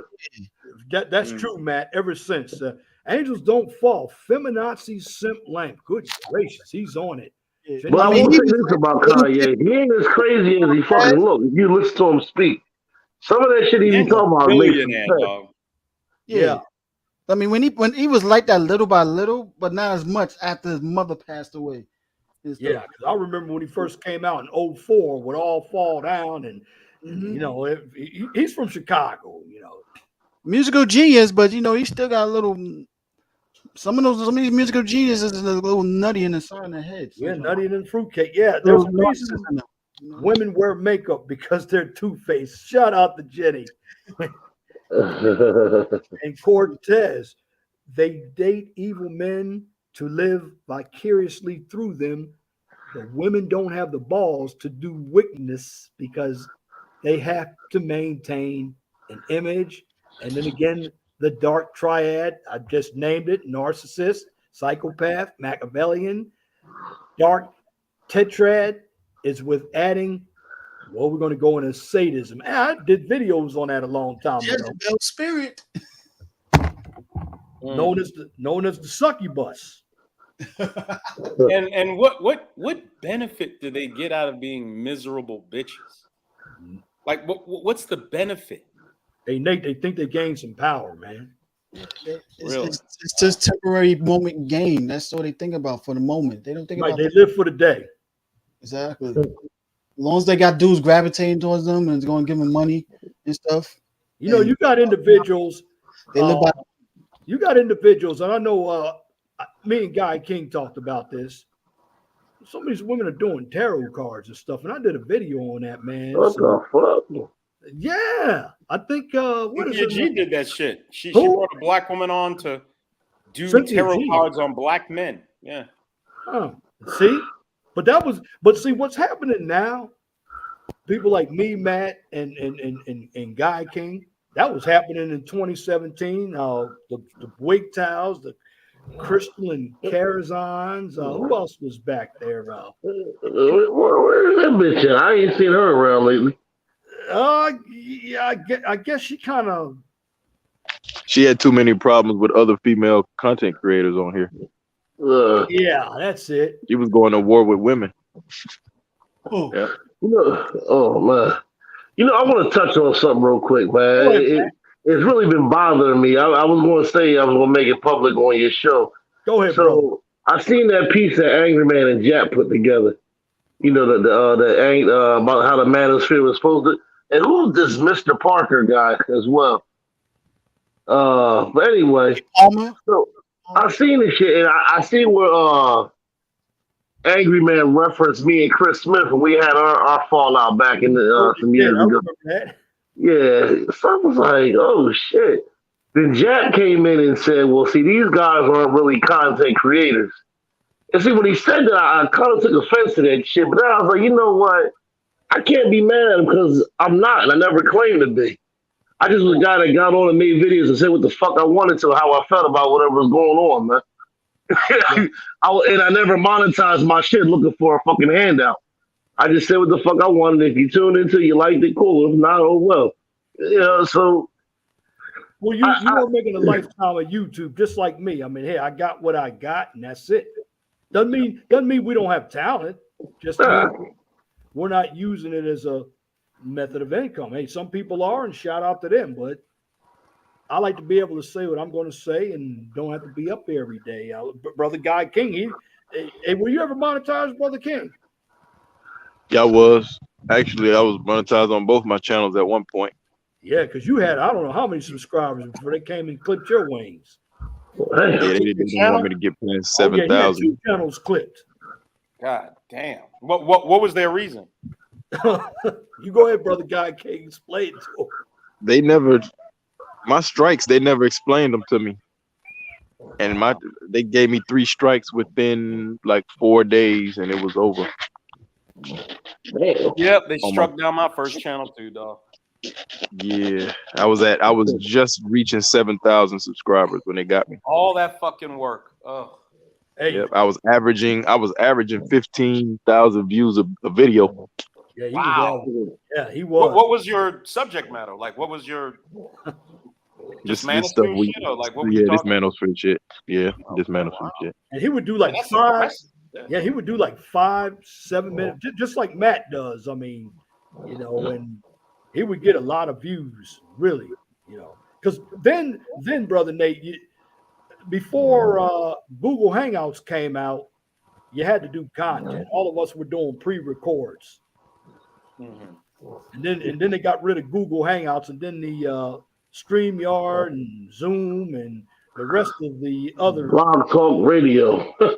remember? We used to do Blog Talk. I still have my channel up because me and Matt did a Blog Talk back in 2017. I still got, you know, I was thinking about doing that too, trying to accompany it with this live stream. But I said, well, that's a lot of work, but I have to run a test on it. Cortez Smith, brother, says if you think about it, that's a way of throwing men under the bus. That's why The drug dealer boyfriend goes to jail and she doesn't. Keep in mind, she knew he would go. Angels Don't Fall says child support is never enough. Cortez says everything looks scripted, especially Rob in Black China. And he also says, oh, yeah, that's also why the women who call men narcissistic all have the same character, hair and makeup, etc. Notice the patterns, and they all come from single mothers. Shout out to Angels Who Fall, Mother Eve, Elle and her mother, Lucifer equals Venus, fair of light, and bright morning star, Satan, the devil. Goodbye. Hey, speaking of the channels going down, y'all aware that Tommy lost all his channels in the past week or two? Yeah, He's back up. He's back up on the he is channel. back up. What is he back up on? What's the name of it? Hold on a sec. Oh. Is it that the new Tommy Sotomayor show? Yeah, I believe so. Damn. They took that one down. They took that one down. What? Yeah, they took it down yesterday. Get the fuck out of here. Yep. Why they taking Tommy down? What the fuck he do? That's a good Tommy. Who? Yeah, Ramel's still up. I know he. He. Well, what the fuck did Tommy do, man? What is? Why That's a they good,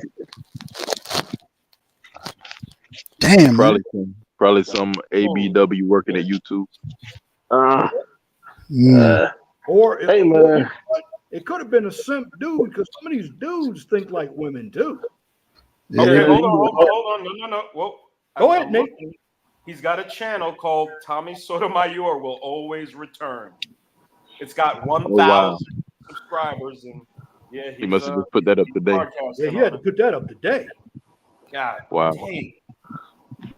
He's had like 30 channels knocked down. Cortez Smith says feminist programs them to be bad to men, even if it hurts them.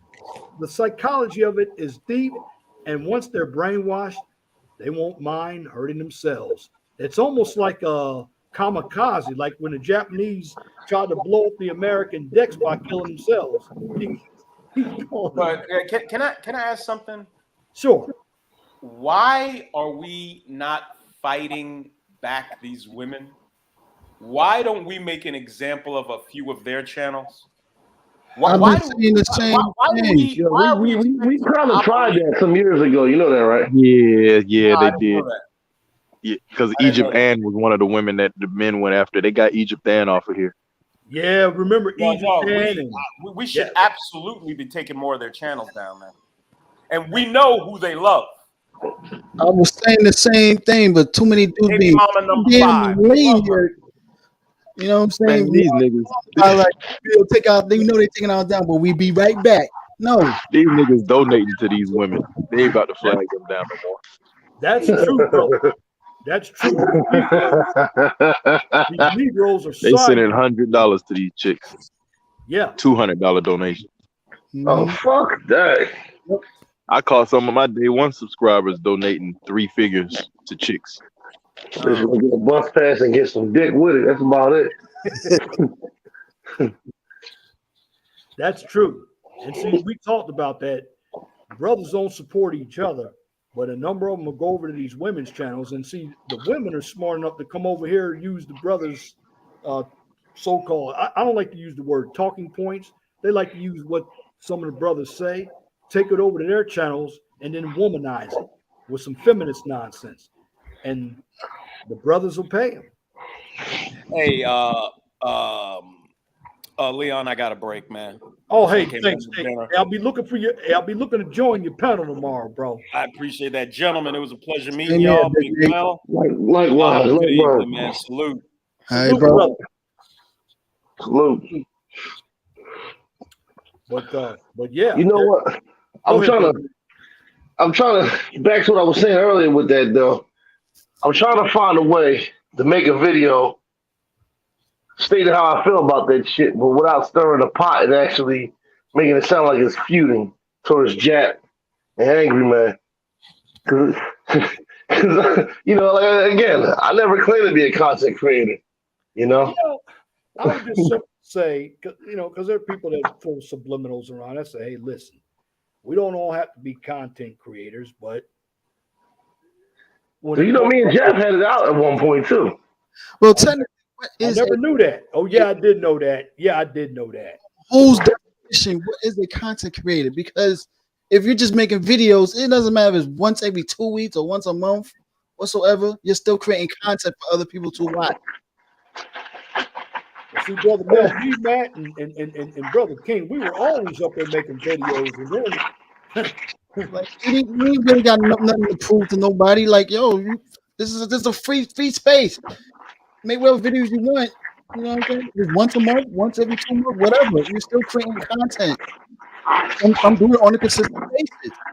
And I mean, stuff. we were always doing videos, but we kind of got busy, and brother Yeah, King, but you ain't gotta really prove yourself to other people. Like I'm a contract. No, like people gonna Right. talk too. This is one thing about the YouTube, but this space, man, people gonna talk no matter what. If I make content every day, I'm like, yo, I ain't gonna be back and forth arguing with people. I don't care. I'm focused on my mission. That is it. Promote a message. I take it. That is it. My message is not made for everybody. I'm not trying to save everybody. I'll tell you straight up, yo, if you don't want to hear this message, don't listen to my channel. There's other channels there. Oh yeah, I'm with you on that, and I've made that clear many occasions. I made that clear. I'm just I'm looking at it from a different angle because I didn't had spats with these brothers before in the past. oh yeah, And both of them. You know, I mean, we cleared it out over the years, but it done got ugly. The wordplay done got ugly on both ends. I mean, it shout got out, to the point where I gave my address and location out. Like, look, I'm here. What's up? You want me to shout fly out you in? we got a new brother here. Well, he's not new. Shout out to brother Ant with the purge. What's going on, brother Ant? Good evening. Good evening. Good evening. What's going on? Hey, nothing much, bro. We're just chopping it about what's going on around YouTube streets and everything else, brother. Open Yeah, I was down, kind of listening from the clouds, and yeah, I heard my man say that the fighting and the drama doesn't work. I respectfully disagree. Go ahead, brother. Go ahead, I brother. love Ant. it. I love it. Yeah, I respectfully disagree. But it all depends on how you package it. So, Well, you're a marketer, man. You package yours pretty good with the purge. It works for you. there you go. Some of us don't have, like me, I don't have that talent to do what you do, brother. Yeah, it's work for some people, like doing online, and they get more viewers and subscribers that way. What's the old saying? Good publicity, bad publicity. Any publicity is good publicity. But there's No, I nothing mean- that does the purge like Hey, Leon, he's got a point, Leon. He's got a point because when me and Chris went at it back in the day, my viewers and my subscribers jumped like a motherfucker, man. Yeah, they did. I mean, it But I really wasn't doing it for the views and subscribers. I was just doing it out of defense because that's just who I am as a person. You ain't gonna spit on my back and think you're gonna get away with it. Fuck that. Okay, and I love what the brother Big Body just said. That's the realest right there. He said it straight up. He didn't do it for views and subscribers. He did it because that's who he was as a person. So like me, I'm relatively new in the space. Like I'm literally like 12 months in, and like my channel's grown exponentially in the last few months. Even just in the last few months, you know what I'm saying? It's like more than like tripled in subs. It's bringing in money on like a bunch of different you know what I'm saying, levels, and people like what's going on. And the way that I was able to package it was just I looked at the space and saw what everybody was, not what they wanted to be, because a lot of people claim to be teachers, they claim to be pro-black, they claim to be conscious, or they claim to be feminist, or they claim to be MGTOW, they claim to be all types of stuff. Right. But I saw what they were, and I just marketed that. You know what I'm saying? I just marketed that. I'm like, that's it, man. I'm gonna just let y'all go at it because that is what brings in the views. That's what gets the clicks. That's what gets the likes. So I'm just gonna let y'all do it. You know what I'm saying? And that's the easiest thing to do. You be yourself, and that's gonna sell. So yeah, people are genuine people. Yeah, and you do pretty good on your channel, bro. And shout out to Auntie. Spam his channel in the chat. He's the one. You did a hell of a job with the purge, brother. Yeah. I mean, Go ahead, you fam. did it twice, man. The best at it. The best at it. I think, like I always say, when you come to certain levels on YouTube, you got to start treating it like a business and stuff. Right. I think that's what a lot of people fail at. Like Now you're on another level. Like you got to now treat it as a business. So you got to really read the ins and outs of the rules of YouTube and everything, so you can know how to maneuver it, not get caught up. You see certain YouTubers that you be wondering, okay, why they seem like they're not getting copyright strikes or this and that, but I am, and I'm kind of doing the same thing they are. They are something they doing differently and stuff like that. Maybe they have to reread the rules, whatever. You know what I'm saying? Like what they have and everything. So it's like, oh, Now, do believe it or not, have to yeah, pay attention. I know. I told some other YouTuber, I'm not gonna say their name, but they think they still shadow ban, and I tried to tell them like you're not shadow banned anymore. Is the fact is you got to remind people that they got to read the subscription button. They got to press the notification and press all. Everybody not getting a notification because you got to remind people to select all. It's not just subscribe and the bell. You got to select the all part also too. And you gotta keep reminding people also too. And then there's other words also too. It might not be shadow banned because the fact is maybe your content is boring. You gotta draw people in. That's your job. Instead of Again, that goes by that thumbnail, title like that. Can you exactly. sell it? Maybe it's your yeah, thumbnail. exactly. Like you can have the best product in the world, but if you can't sell it, it really doesn't matter. And I think you have too many people on here that are focused too much on the amount of subs that people have, the type of content they're putting out instead of just being themselves. Like, you know what I'm saying? My channel's grown exponentially. I have not uploaded not one video, not one pre-record. Every single thing is on a live stream because I knew that I can't fake the live button. Yeah. Or I can only fake it but so long. At some point, the real me is going to come out. So I might as well just stay live. And if people are feeling the real me, I never have to fake it. I never have to worry about that falling apart. You know what I'm saying? Right. And you found a good niche. And yours is a little different from a lot of other people's. And it's like Motown. Nobody can duplicate what you're doing, Brother Ant. Nobody can do that. Yeah. And to piggyback on what Mel just said, is you still also have to read your analytics and you have to read your advanced analytics and understand what they mean. Pay attention to when people are engaged, when people are subscribing, you know what I'm saying? When people are hitting the like button, because your numbers can be going up, but you're still losing viewership because people are going in and out. You know what I'm saying? You might get 15 people to come in, but you just lost 10. You know what I'm saying? So that happens. So you might be missing out on watch time, but most important, you got to pay attention to when them little, you know what I'm saying, those bars and those lines are going up and down. That's when I noticed, like, believe it or not, I do people a favor when I open up the panel. I didn't think that. I thought like I kind of needed the panel to keep it going, but the analytics say that people leave and I lose engagement when it's not just me up there. More people are engaged when it's just me. Mm-hmm. More people are watching, you know what I'm saying? More people are in and out and they want to see the drama when people are cussing and fighting with each other. But for the most part, people stay engaged more when it's just me talking. Yeah, when you got valuable information and stuff like that, you're gonna have lots of viewership and stuff like that. Yes. And I know a lot of people, and they don't even know how to read it the way they think they do. That's another reason also too. Like I said, you might think you're shadow banned because how you read the thing. Maybe you just don't really know how to read it, and you probably might need to go to actual experts to actually go through it with you and stuff like that instead of some other people that you trust. I would say at least have 2 or 3 people help you with it. Just rely on one person. Nah, you are right on the money. Hey, 100%. I can't argue with you. That's actually what helped me the most, even just getting into my own beef and drama, just like Big Body said, you get into that. I had people consult me that weren't on YouTube, people that I trusted, that I knew had nothing but my best interest. You know what I'm saying, in mind. They didn't have any hidden agendas. They wasn't trying to grow channels of their own or piggyback, or even people that just was going to tell me what I wanted to hear. They was going to tell me what I needed to know. No matter what. They was just listening from the clouds. Y'all don't know them because they don't engage. But they told me, look, this is the situation, and this is what you need to do to make it work for you. Or you need to make it work for you somehow, some way. Well, how do I do that?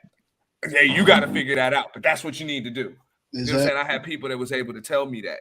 You know what I'm saying? So, yeah, you definitely do need. And then I also had YouTubers. You know what I'm saying? YouTubers have been around for years, big YouTubers that would give me advice, free advice, just come out of the clouds and just give me advice that they didn't have to. And I'm appreciative of that. And see, you make a good point, Brother Ante, because a number of people would say, okay, you got to buy the best of the equipment. You can buy the equipment. That's good. But can you sell it? Like I title it. Some people still can't sell it. So you found a niche and you can sell it. Mhm. That's why I came up with the title. Mhm. Can you sell it? Because a lot of us are being used out here to make somebody else's money. But whether it's YouTube, whether it's playing football, do you know how to sell yourself to become known? And a lot of us don't. Yeah. Like you That's can have actually the true. most basic equipment. Like to today's standards, it may look like the worst. Back then when they first started, yeah, I mean they had the most basic equipment, but they know how to grow it, and it takes time to upgrade. And so I've seen people that have compared to their camera quality now to back then. Yeah, I see a very improvement that they invest in. But something they took a while for them to invest in and all that because at the end of the day they selling the product they know how to market, and so they selling information they know how to market, and that's what people want and stuff. Yeah. And upgrading the good quality equipment takes time and Yeah. stuff. You don't have to have it all at first. You could Yeah, you don't need. You're absolutely right about that, bro. You don't start need the with a- best mics. You don't need the best cameras. You don't need the Exactly. best graphics. Like I know, bro. I went and bought a web. That was the first thing I invested in with YouTube, and I made sure that because I said that when I decided I was going to grow a channel, you know what I'm saying. I made sure, you know what I'm saying. I already had a credit card that I wasn't using.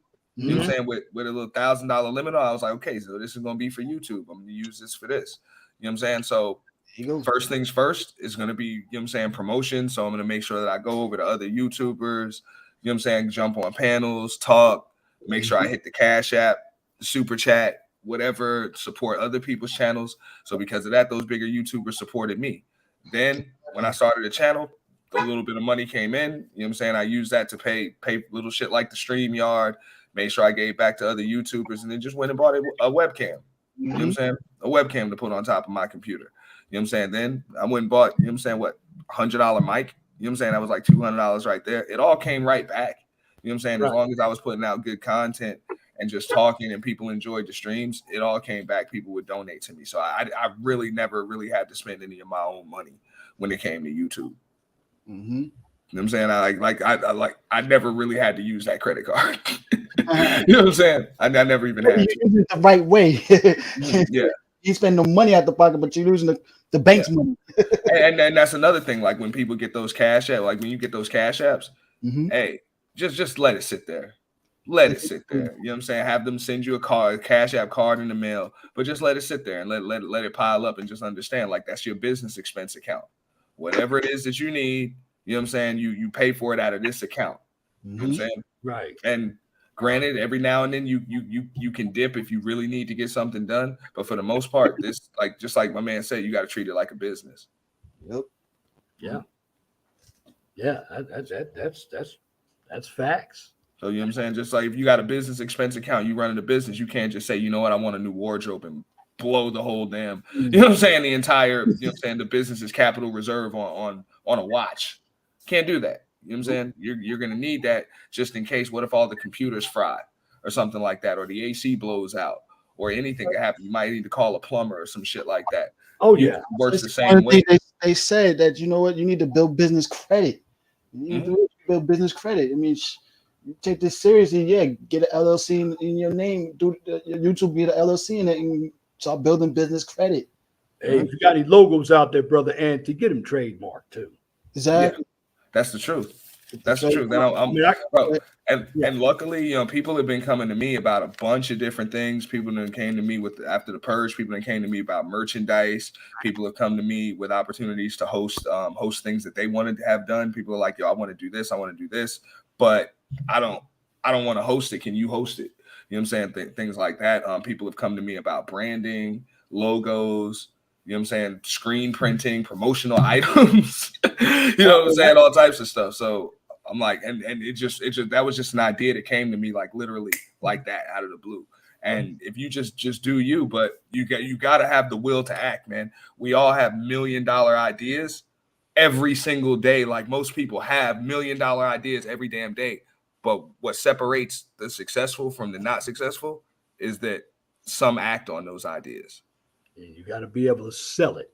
Yeah, you got to be able to sell it. You definitely do. Yeah. I mean, just like I gave the analogy about, hey, you can brew the best beer, but can you sell it?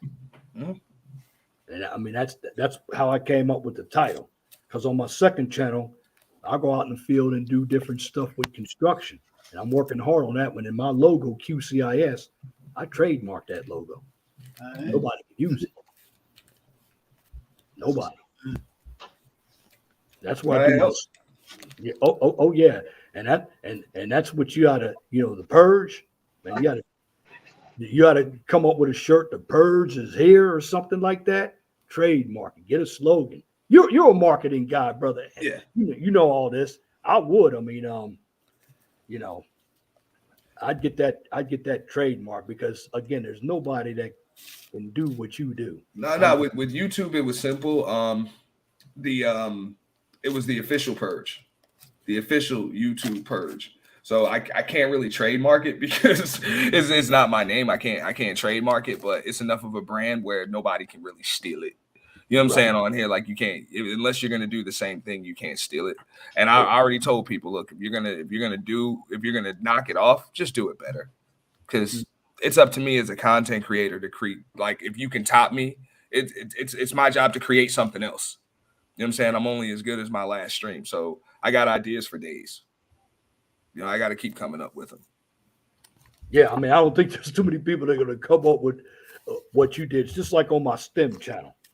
When I showed individuals how to use Excel, not too many people are going to come up with that. Or I'm out in the field doing showing construction operations and actually getting dirty. It just depends on what you want to do here on YouTube. You can draw an audience. I mean, it's big enough for everybody. It just doesn't have to be in the so-called manosphere. That's the problem. The manosphere is small compared to the world of YouTube. There's a lot of audience out there. You just got to go and get it. Yeah, and that was something. I think I don't know. Big Body, you still up here? Nah, I think he jumped. Oh yeah, no, I'm here. So just like he said, he was like this is the person who he is. So I just looked around and just paid attention. Like this is just what it is. Like the numbers go up when people are beefing, when people are fussing and they fighting and all of that, and then everybody will be back cool. Like it's kind of what we do. So it's no reason to kind of change who we are. You know what I'm saying? But at the same time, I understood what my channel was and what the vision was to begin with. And the vision wasn't to just have everybody fussing and fighting. The vision was to create my own, like I understand that I'm in the manosphere algorithm, but the vision was to be able to bridge gaps between different sectors, different points of view. It was a spot where everybody could come. You know what I'm saying? That was when I originally started it. I had a co-host. She was a woman. She had kind of came from the divestor sector, but we got along. We had good chemistry with each other. So it bridged a lot. And you had that on a lot of manosphere channels where they would have 200-300 people watching, but it'd be like two women that are just agreeing with everything that they say. So because of that, content was bland. So I was like, what if I had dudes coming over and also I got women coming over and nobody's agreeing? You know what I'm saying? But then they could come to some kind of, you know what I'm saying? They can come to some kind of, you know what I'm saying? Just agree to disagree. You know what I'm saying? At least show respect for each other. So that was the brand. It's conversation, communication, and confrontation. You have some individuals, but a number of Negroes, I'll be honest with you, Auntie, they can't do that. They don't know how to disagree. Yeah. A number of them have, now on your channel is a little different, but I've had them on my channel. A number of them come off immature, calling each other names. No, you can be respectful, but a number of people aren't respectful. They want to be right all the time. And I'll put a topic out there and let everybody kick it around. I know I'm not going to be right all the time. I'm going to miss something. So I want to hear what everybody else has to say. I just do it a little differently than you do. Well, hey, that's another rule of business. Like, look, you can't make an omelet without breaking some eggs. So just like my man was talking about earlier with the, understand like the YouTube rules and why you get shadow banned and whatever. Look, do what you got to do to grow the damn channel. Right. If you're not monetized, don't worry about breaking some damn rules. Just say you're sorry. Trust me. That's what that's what the big boys in business do. They don't mind paying a $40,000 fine if they make $400,000 breaking the rules. True. You know what I'm saying? That's it. They'll just say you're sorry. You know what I'm saying? And also understand when you get lucky, because a lot of these channels, YouTube does let people get away with shit. Like I'm gonna knock on wood. They don't let me get away with all types of shit, man. Check it out. Are you? Let me ask you. Are you monetized? Yeah. See, I'm not monetized, so I say whatever, however, whenever, and I don't give a fuck what comes with it. But I notice when you're not monetized, they don't really get on you for as much as if you were monetized. Yeah. Just like you said. So I do have to be careful now because I'm recently monetized. But Yeah. Right. I chose not to monetize the channel until after, you know what I'm saying, the purge and all of that shit. But either way, I know that there's certain shit that I can't get away with. So I'm gonna have to start up another channel, a backup channel, and try to grow I was that. about to say that, brother Ante. Always have that's what I did. I got a backup channel. Mm-hmm. And I'm You actually promoting that backup channel even a lot better. I just bought I got a GoPro. I got to get somebody to help me use it so I can go out there and do some field exercises and get that channel working. Always have a backup channel. Yeah, and also I think you got a lot of people that are either scared to show people who they really are, or they just don't know who they really are, Yeah. and they really don't know what to do. A lot of people are just looking at what other people are doing and they're trying to duplicate it, and it doesn't work. You know what I'm saying? The copy never stands up to the original. Like I said, I can't, brother Ante, do what you do. I got to do what Leon does. So I'm a little bit more reserved and laid back. I'm more like a professor. That's always been me. Mm-hmm. And I cam up every time I get on these YouTube streets, and I'm always going to be me. And I'm not here to compete with you or anybody. I got to do what's best for Leon. Yeah. And I explain that to a bunch of people too. I'm like, yo, you're not competing with other YouTubers. Like, I get it. You know what I'm saying? If you're going live at the same time every single day, then yeah, you might be competing for a time slot.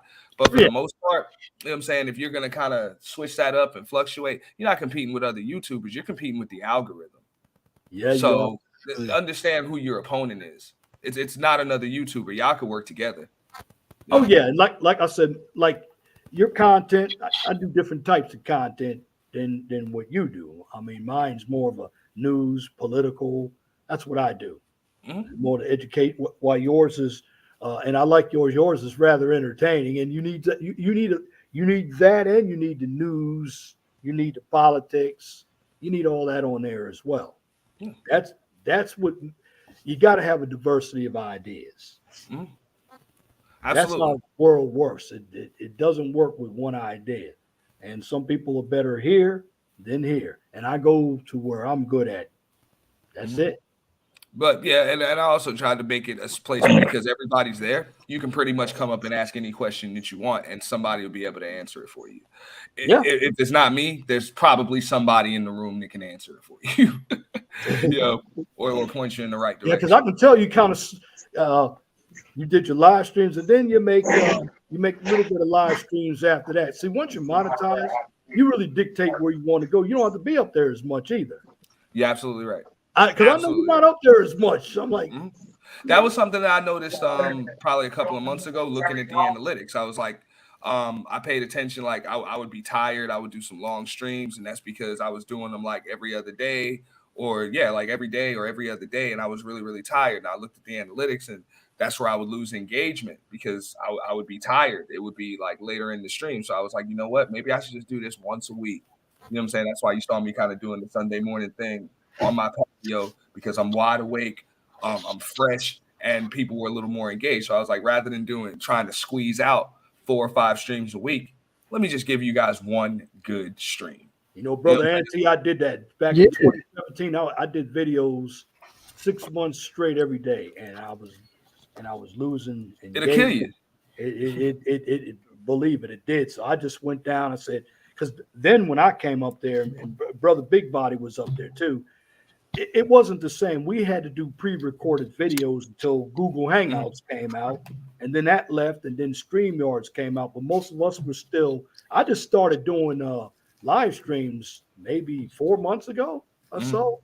Or because I got it from Little Big Nate, because I was just doing pre-recorded content. I wasn't up here every day.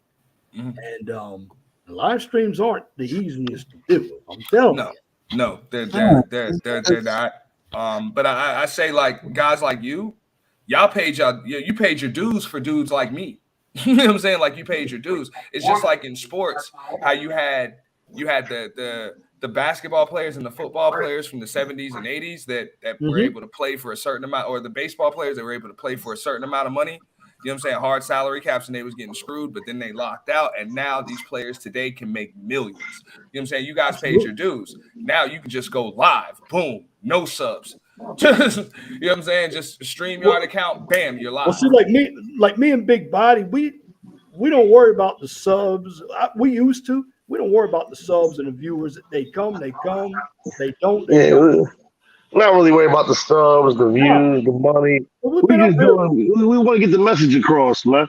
That's all we do. How long we been up here, man? 2016. Yeah, we've been up here almost 7 years. And that's important. I was just saying, like what Leon talking about is you had to have 1,000 subs just to be able to go live at one point. Now you don't. You know, that's so that I'm just saying that changed the game. Yeah, that's true, because when the rules kept on changing, Brother Ante, before everybody was able to get AdSense, then they stopped that. Then they came up with you need 1,000 subs and 4,000 hours of watch time. Now you used to need 1,000, because I couldn't even go live, because at one time I didn't even have 1,000 subs. It took me just in the last 2 years. I'm already over 2,000, and I don't go up here every day.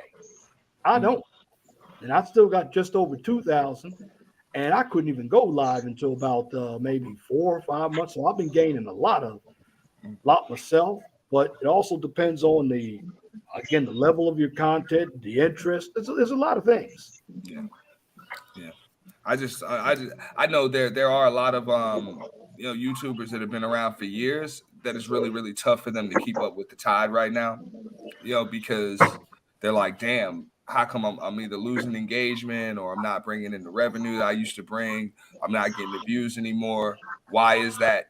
And like I said, the game has changed, and this happens in every industry. I just know this as a marketing consultant. Like it happens. Like you're gonna have to change your approach, and this is kind of what happened with YouTube, because now anybody can hit that live button, and with the Kevin Samuels boom, you know what I'm saying, and all of that, you know what I'm saying, you got people's YouTube videos going viral for what's going on. You know what I'm saying? You got an influx of a lot of different people, you know what I'm saying, coming in.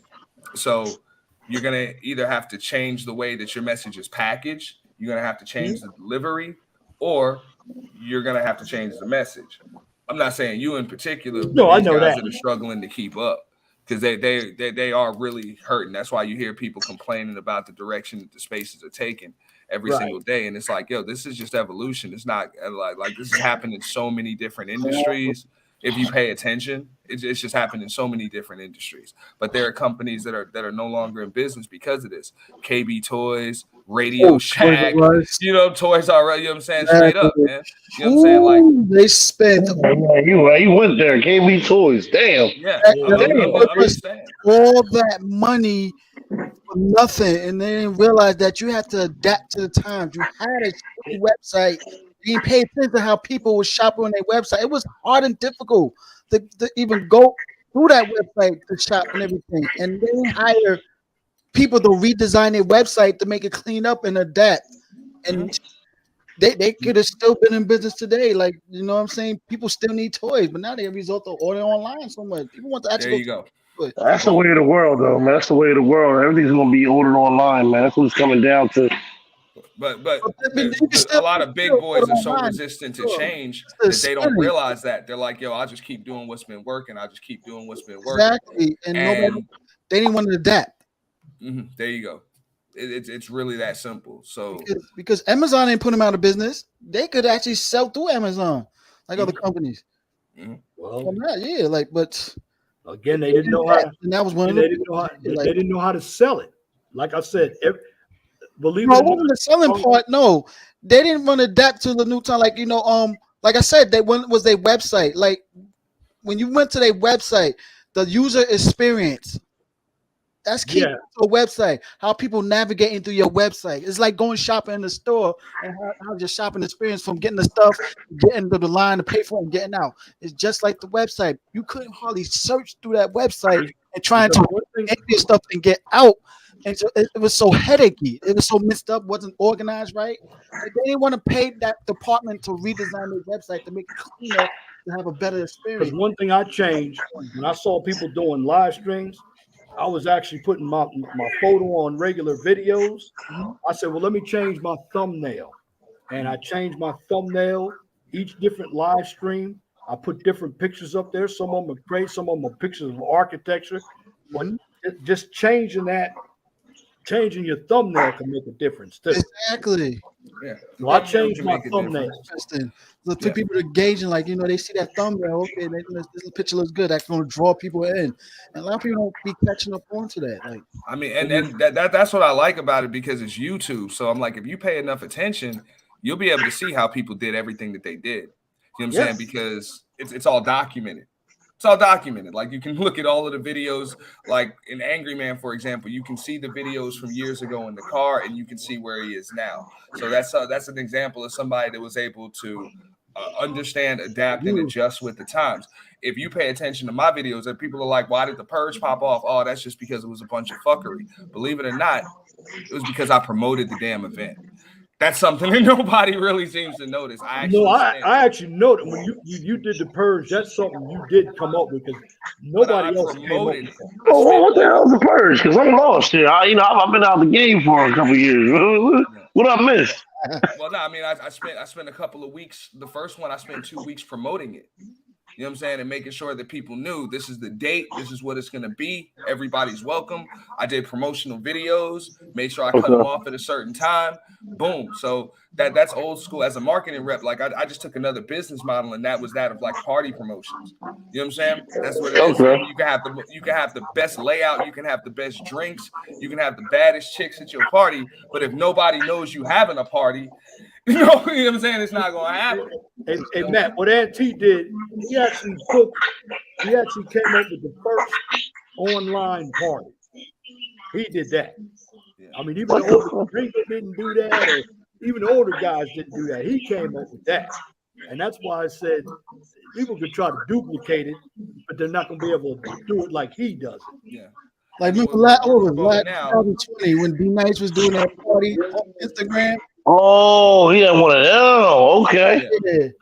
Yeah, but this was just a lot more people home doing online stuff more and more these days. It's like, so you might as well try to have an in-home party and stuff like that. Yeah. Well, then this was just like fuckery. I said everybody, you know what I'm saying, all the YouTubers, all the beef, whatever, wherever you got issues with, you can address each other. You can address beef, you can establish beef, or you can squash beef. You can do whatever you want. My platform is Lended, but it's not like the Rumble. It's not like the Coliseum. This is 48. This is a 48-hour long marathon. And I know why you did it, Auntie, because a lot of people they were getting exhausted on that show. Yeah. I wish I knew about that shit, man. Damn. Oh, I would have loved to have me and Chris Smith on there. Oh yeah. Oh, Matt, that would have been good for you.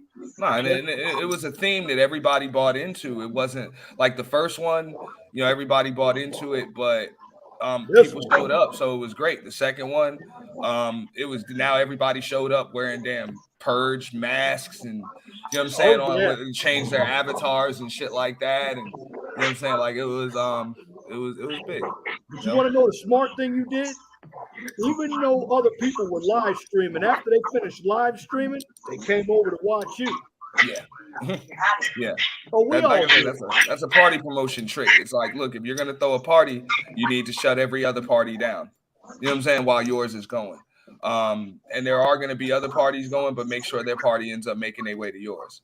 You know what I'm saying? So you do what you got to do. You know I said, well, he's live streaming here, so I'm not going to live stream during this time. That's why I do mine. It's easy for me to do mine during the week because I try to do it during Friday. Well, Friday was a hard day to do it because I'm getting off of work and not many people watched on Friday, so I went back to Wednesday. And trust me, it'll take a lot out of you, 48 hours. So, you know what I'm saying? And then the promotion kind of leading up to it. So it's just, I really, that was kind of just what I wanted to do for the space and let the content creators know that, look, your content is bland. It's old. It's packaged the same way that it's been. Just do something new. Like, people are like, oh, well, I'll upgrade my graphics and, you know what I'm saying? I'll get a new mic and everything. No, everything will not be good. Just find another way to deliver it. Give the audience a show, something that they haven't seen before. Like straight up. You know what I'm saying? It's like Jurassic Park. Like you got a flea circus or you got dinosaurs. You know what I'm saying? Show me some real dinosaurs. Like people want to see something real. People want to see something new. And that's all I was saying. I was able to do that with just, you know what I'm saying, just a live button, a few overlays, and a horn. You know what I'm saying? I sounded that horn that people say they like. Yeah, I know Mr. Jap was doing the same thing with the sync purge. When was that? Yeah. Oh, you don't know? Oh, you don't know what that is? How recently did you do that? Matter of fact, not too long ago, I'm like, oh no, he's trying to. He knocked it off. What's that? He knocked it off. He knocked me off. Nah, he didn't do it like you did. He calls it the sync purge. Yours is the full blown purge. Yeah. He got the horn sound like you did. Because I didn't even know what the purge was until Tommy Jean told me about it. I said it was the movie The Purge. I'm like, oh, okay. And then you got the mask and everything. That was brilliant when you came up with that. I gave you a shout out on that too, man. Yeah, you did, man. I appreciate it, man. You've been supportive, and like I said, that's just one idea. But bro, like I see all the content creators in this space. Like everybody's so damn creative. You know what I'm saying? I hear y'all voices. I listen to your content. I see the graphics. I see the things that people are doing. Just be creative. Don't be scared to take a risk. You know what I'm saying? Yeah. People might not show up. Trust me. Both times I did that shit, I was like, holy shit. Because I had butterflies before I popped off because I'm like, what if nobody shows up to this shit? You know what I'm saying? What if nobody shows up to this and I'm up here by myself talking? You know what I'm saying? Hey, I've done that before. I did a blog talk radio show and nobody showed up. Yeah. I did 3 hours by myself.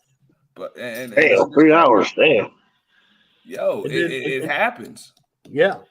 Now me and Matt did one, and we had a few callers in there, and you could have called me up on that one, Leon. In 3 hours by yourself, I'd have fucking got on there with you and brought some people to the. You know me, I'm good with my switchboard. I call a couple people up. Oh, now what I did though, when nobody came, that's when I started. That's when I learned about like Zoom and everything, and I was actually putting graphs and articles up, and I would read and talk about the article, and then put an Excel spreadsheet up. I just did a video not too long ago showing you how to do standard deviation on an Excel spreadsheet. Got a little bit of viewers out of that. Well done. And so you do have to find different tricks. That's it. Different tricks. And if you're gonna do an event, like, because that's what I just wanted to do, was an event, not a stream, but an event. You know what I'm saying? Something people could look forward to and something people could talk about when it's over with. If you're gonna do that, try to have a plan and a contingency plan about how that shit's gonna work. Like, what if nobody shows up?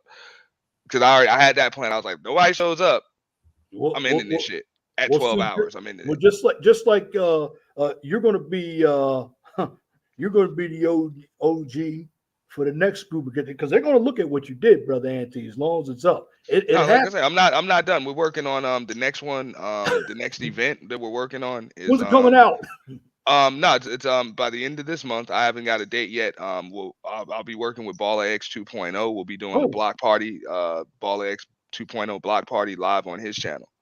You know.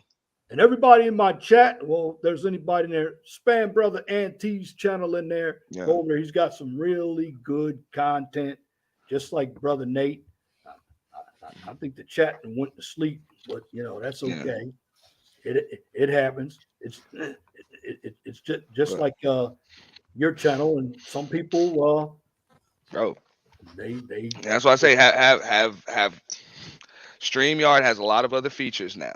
You can actually put a co-host on StreamYard. You know what I'm Oh, I saying? didn't You know can that. put a bro, I couldn't have done 48 hours. The first time I had 2 co-hosts up there with me. So that way when I needed to take a shower, when I needed to take a little nap, when I needed to just take a walk around the damn neighborhood real quick just to get my damn head right. You know what I'm saying? Instead of sitting in front of a damn computer for 2 days straight. You know what I'm saying? They were there to relieve me. And this time I had was it 4 or 5? I had Raw B Privilege, Love not Raw B Privilege, PC Beautifully Animated, Sexy Red, and Nixie. I had 4 co-hosts for this one. Wow, That yeah. had the controls. They were able to pull people up, drop people down.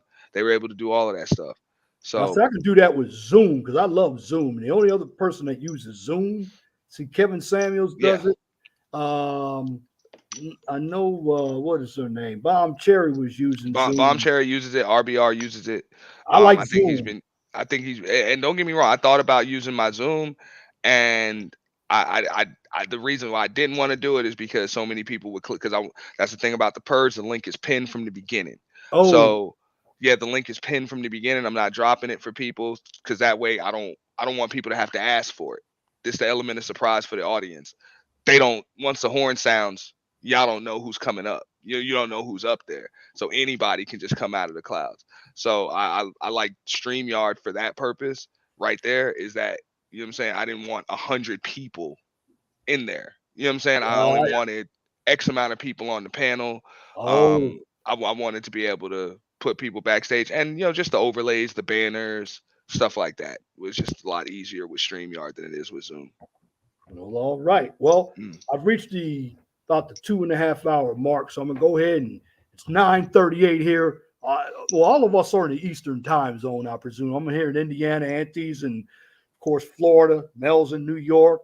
Of course, Matt, I already know where you are. Been out to where you are a few times. You're in Canada, New Jersey. But get ready to go and shut this down here, so I can get a little something to drink. And I thank the chat. I thank the brothers for coming on to this panel. Everybody get on over there to like, share, and subscribe to my channel. Get the likes up. Get the likes up on Brother Big Body's channel and Brother Ant's channel, the man with the purge. Check his channel out. And of course, salute the brother Melly Mel. Ant, what's your closing statement for the Yeah, night, brother? closing statements are pretty simple. Look, the formula for YouTube is in the name. It's Yes, sir. YouTube. Do you. Do you. Don't worry about what everybody else is doing. You find your own lane. It's plenty of empty parking spaces right by the door. Just pull into one. But do you. You know what I'm saying? It's the easiest thing to do. You never have to fake it. You know what I'm saying? Even if it takes you a little bit to just decide how you're gonna deliver it, under no circumstances do you do something that's not true to yourself. All right, brother. Well, I thank you All for right. coming up, But man. thanks for having me up. All right, brother. Peace, brother. Appreciate it. Brother Melly Mel. Yeah, Closing thank you, statements. man. Definitely, man. It's good talking every day. Good advice and everything. Definitely, man. All right. Till next time, man. Take care, big dog. All right. All Take right. care. Take care, brother. Brother Matt, your closing statements. Well, I want to start off by saying I appreciate you for the invite. It's been a Hey, while for me anytime, since I brother. really stuck one out all the way from beginning to end. And hey man, the party ain't over, man. We got some unfinished business to take care of on this Hey, platform shit, man. hey, you do, brother. And when you ever get in the live streams, you let me know. I'll be up there. I'll help you out, my brother. But yeah, I Okay. gotta learn how to do this shit, man. I gotta Well, learn how to do. I'm still learning, brother. Okay, I'm like you. I'm still, with my mind still in the pre-recorded content, but you'll get there, brother, man. But some good content that you've been kicking out, and like we said, brother, we got to continue to be men, bro. Yeah, man. Got to, man. It's the name of the game, man. Be yourself. And if you're gonna change for the better, man. Make sure you set an image and a tone that's gonna brighten the situation, not darken it. That's And right. and don't ever hurt to reach out and ask for help, man. Because it never hurts to learn something that's gonna strengthen you as a person. Change change can be good or bad, but mainly good, depending on how you want to take it. That's true. That's true. That's true. And you about ready to stick another one up there, brother. Don't worry. Hey, you kick more videos out. I'm gonna watch them, but I'm glad you pinned your channel up. And like I said, I'm glad you came up to the panel. You and Guy King got to get some of my old heads back up there. Yeah, for sure, man. Yeah, we're going to be touching on some of this shit with these women and the shit that these simp ass niggas is letting them get away with, man. The shit that they just out here doing. I got a lot of shit to talk about, man. I just been quiet for so long, man. Hey, come on up, shoot it on up to my panel, and everybody, shout out to Big Body Matt Coley. He knows what's going on. He's been around just like me. We started this YouTube together back in the Chris Smith League of Dads days, back in 2015, 2016, and we're still here. We still we are on and popping, brother. So, but, brother, it's good to have you on my panel, and I'll continue. Appreciate it. Keep this link going, and I look forward to some more of your content, my brother. Hey, I'll be around, man. All right, salute, my brother. Salute. All right, peace. Peace, my brother. Up next time. Hey, Cam, up next time. Hey, only difference is, man, I've been wearing these, brother. You get a little older, your eyesight start. hey, man, you just gotta keep them clean. Just keep them clean. That's all. I've been trying to, man. I'm trying to, because I wasn't wearing them, but I've been wearing them all. I mean, you just got to keep them clean. They'll do the rest for you, man. Just keep them clean. Brother, I think I'm nearsighted, man, because everything that's in front of me real close is real blurry, man. Yeah, that sound about right. Is that what it is? Yeah. I think I got to go in there, man. I got to get my eyes checked, man. Well, if you blow a couple gaskets, that'll clear your vision up too, Yeah. And that'll straighten you right on out, man. Keep wetting my car washes over. Nobody know what that is but us. Man. Yeah, that's the inside joke. Anybody use that word? Oh man, they got it for us. Hey, y'all heard it first. Right here on Big Body Productions and the 401 Talk. The difference with us, brother, I forgot. There's one thing that we use a lot of people don't use. What's that? We're not afraid to use our real government names out here. Oh, no, not at all. Everybody knows I'm Leon Jones and you're Matt Coley. Yeah, right. Ain't gotta hide behind no alias, No avatar? No, well, I mean, but you every now and then. Every now and then. Yeah, you cammed up, though. We always cam up anyway, man. So yeah, I mean, one of these days I'm gonna just do the whole joint just like this. I just ain't got nothing to hold the phone, Yeah, I don't know how. Hey, but by the way, how did you do that when you were walking? Because man, when I hold it, you got a selfie stick? No, I held the phone. I got this little thing in the hold on. Because you told me some stuff. Because I said, well, how does he do them in the car? And I got this little thing. I'm holding it right now. I got this little thing in the back of my phone. I can just hold it like this, but it gets tiring after a while. Holding it. My video was only 10 minutes. That's why I was able to do it. Yeah, I got I got a little selfie stick, so I gotta be able to do it too. Because I'm gonna do some more walk and talk videos too. Oh, okay. Yeah. Hey, man. I'm gonna be on the construction site on my other channel doing some videos. That's what it's about, man. Just keeping your just switching up your your content and having different backgrounds and different shit going on. Yeah. Like I'm going to the Sixers game this weekend. I'm gonna do a video while I'm there, man. Oh man, I gotta. That's a good idea. If I ever go to I'm a little upset about my Purdue Boilermakers losing to the damn Peacocks, man. The St. Peter's Peacocks. Hey, man. I mean, my Purdue Boilermakers lost to them. I mean, I got on my Purdue, but now we got to wait for school. Hey, we need to come up here next time. We need to come up here and do some sports too, man. God, I like doing some sports. Yeah. You know what's crazy? I'll be at the Sixers game this weekend. They're playing the Indiana Pacers, man. Oh Lord, man, the Pacers, brother, the Pacers suck. Okay. I'm gonna try to go. I'm gonna see if I can go live. Does YouTube have a live where we can go live? On the phone. Why you? Yeah, I don't know how to do. They do, but I don't know how to do it. I don't I'm know gonna how to. figure this shit out. I'll shoot you with a text if I figure it out before Saturday, because the games are Saturday.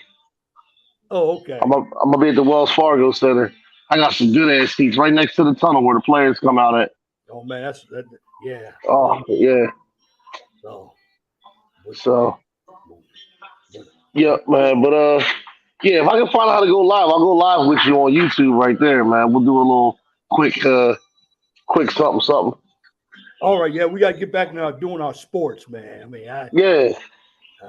yeah, because I know Carson Wentz playing for the fucking for the Commanders. Oh man, I like that name. God. This is gonna be an interesting season for the Eagles with Carson Wentz in the division. Well, he played. Hey, he played out here in Indianapolis, though. Yeah, y'all got rid of him real quick, didn't you? Hey, I ain't an Indianapolis fan, but I'll rock with him. But you know, I'm a Ravens fan. Lamar better get his act together, boy. Yeah, Lamar gonna be on another team if he don't get his act together. Yeah, you right about that. I mean, you know, but it's not like he's bad talent though. He's just injury prone. He didn't have any line though, man. He can't run that ball like that. He Yeah, like Jalen Hurts, man. Oh man, yeah, Jalen Hurts got some size to him too. He can take a hit. He got a little size to him. But now they got a new. They got the USFL starting up pretty soon. That spring league. Right. Yeah, the USFL. Yep. We'll see how they go. And then, of course, next week, I'm not really. I got to wait for the Ravens because my Orioles are going to suck this year, man. Well, any word on Vince McMahon doing the XFL, bringing that back? He sold it. The Rock bought it. They're coming back in 2023. Oh, okay. The Rock bought. That's going to be good. That's going to be good. 2 competing spring leagues. That's going to be all right. More football. So. Yeah, it's good. That's good. So. Oh yeah. So I can't wait for some more football, man. And then after that, we got the draft and everything else going. So. Yeah. Oh yeah. So the draft is this month, right? Or is it next month? This month. All right. So, but look, I'm gonna go ahead and shut it down. Get something to drink. It's relax. Yep. But brother, I appreciate having you up here on my panel, man. Hey, I appreciate the invite, man, and I'll be back. I'll be back. All right. I'll ship you the link, bro. All right. Shoot it. Right. Peace. All right, folks. Big body Matt Cole right here on the 401 Talk Zone radio show. I salute to him, salute to Auntie, Little Big Nate, of course, Guy King, Q. I know you had a problem with your mic, but thank you for coming up. But again, the object was, can you sell it?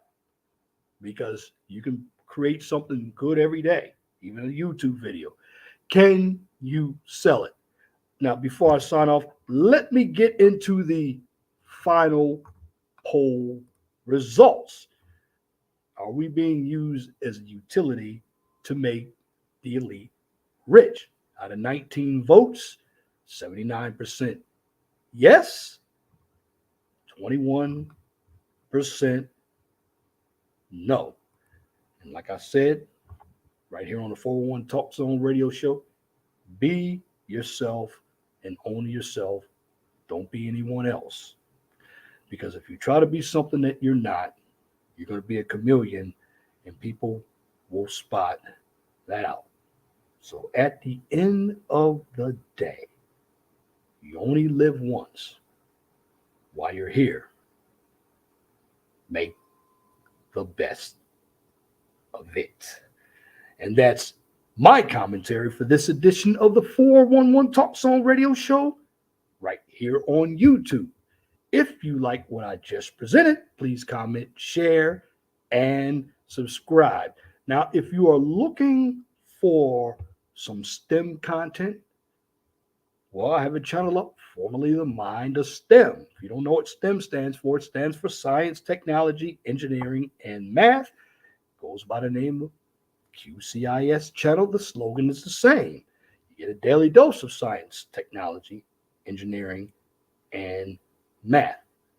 Now, if you cannot find a 401 Talk Zone radio show, nor or the QCIS channel on YouTube, you can check both of those channels out on Twitter. I go one step further with the QCIS channel because it's professional. You can also find that on LinkedIn. And at the end of the day, be blessed for what you have. Don't worry about what you don't have. Always know that the sun rises in the east and sets in the west. And of course, if it doesn't apply, let it fly. But the shoe fits, wear it. If you don't like the shoe, change it. And once again, thank you for listening to this edition of the 411 Talk Zone radio show.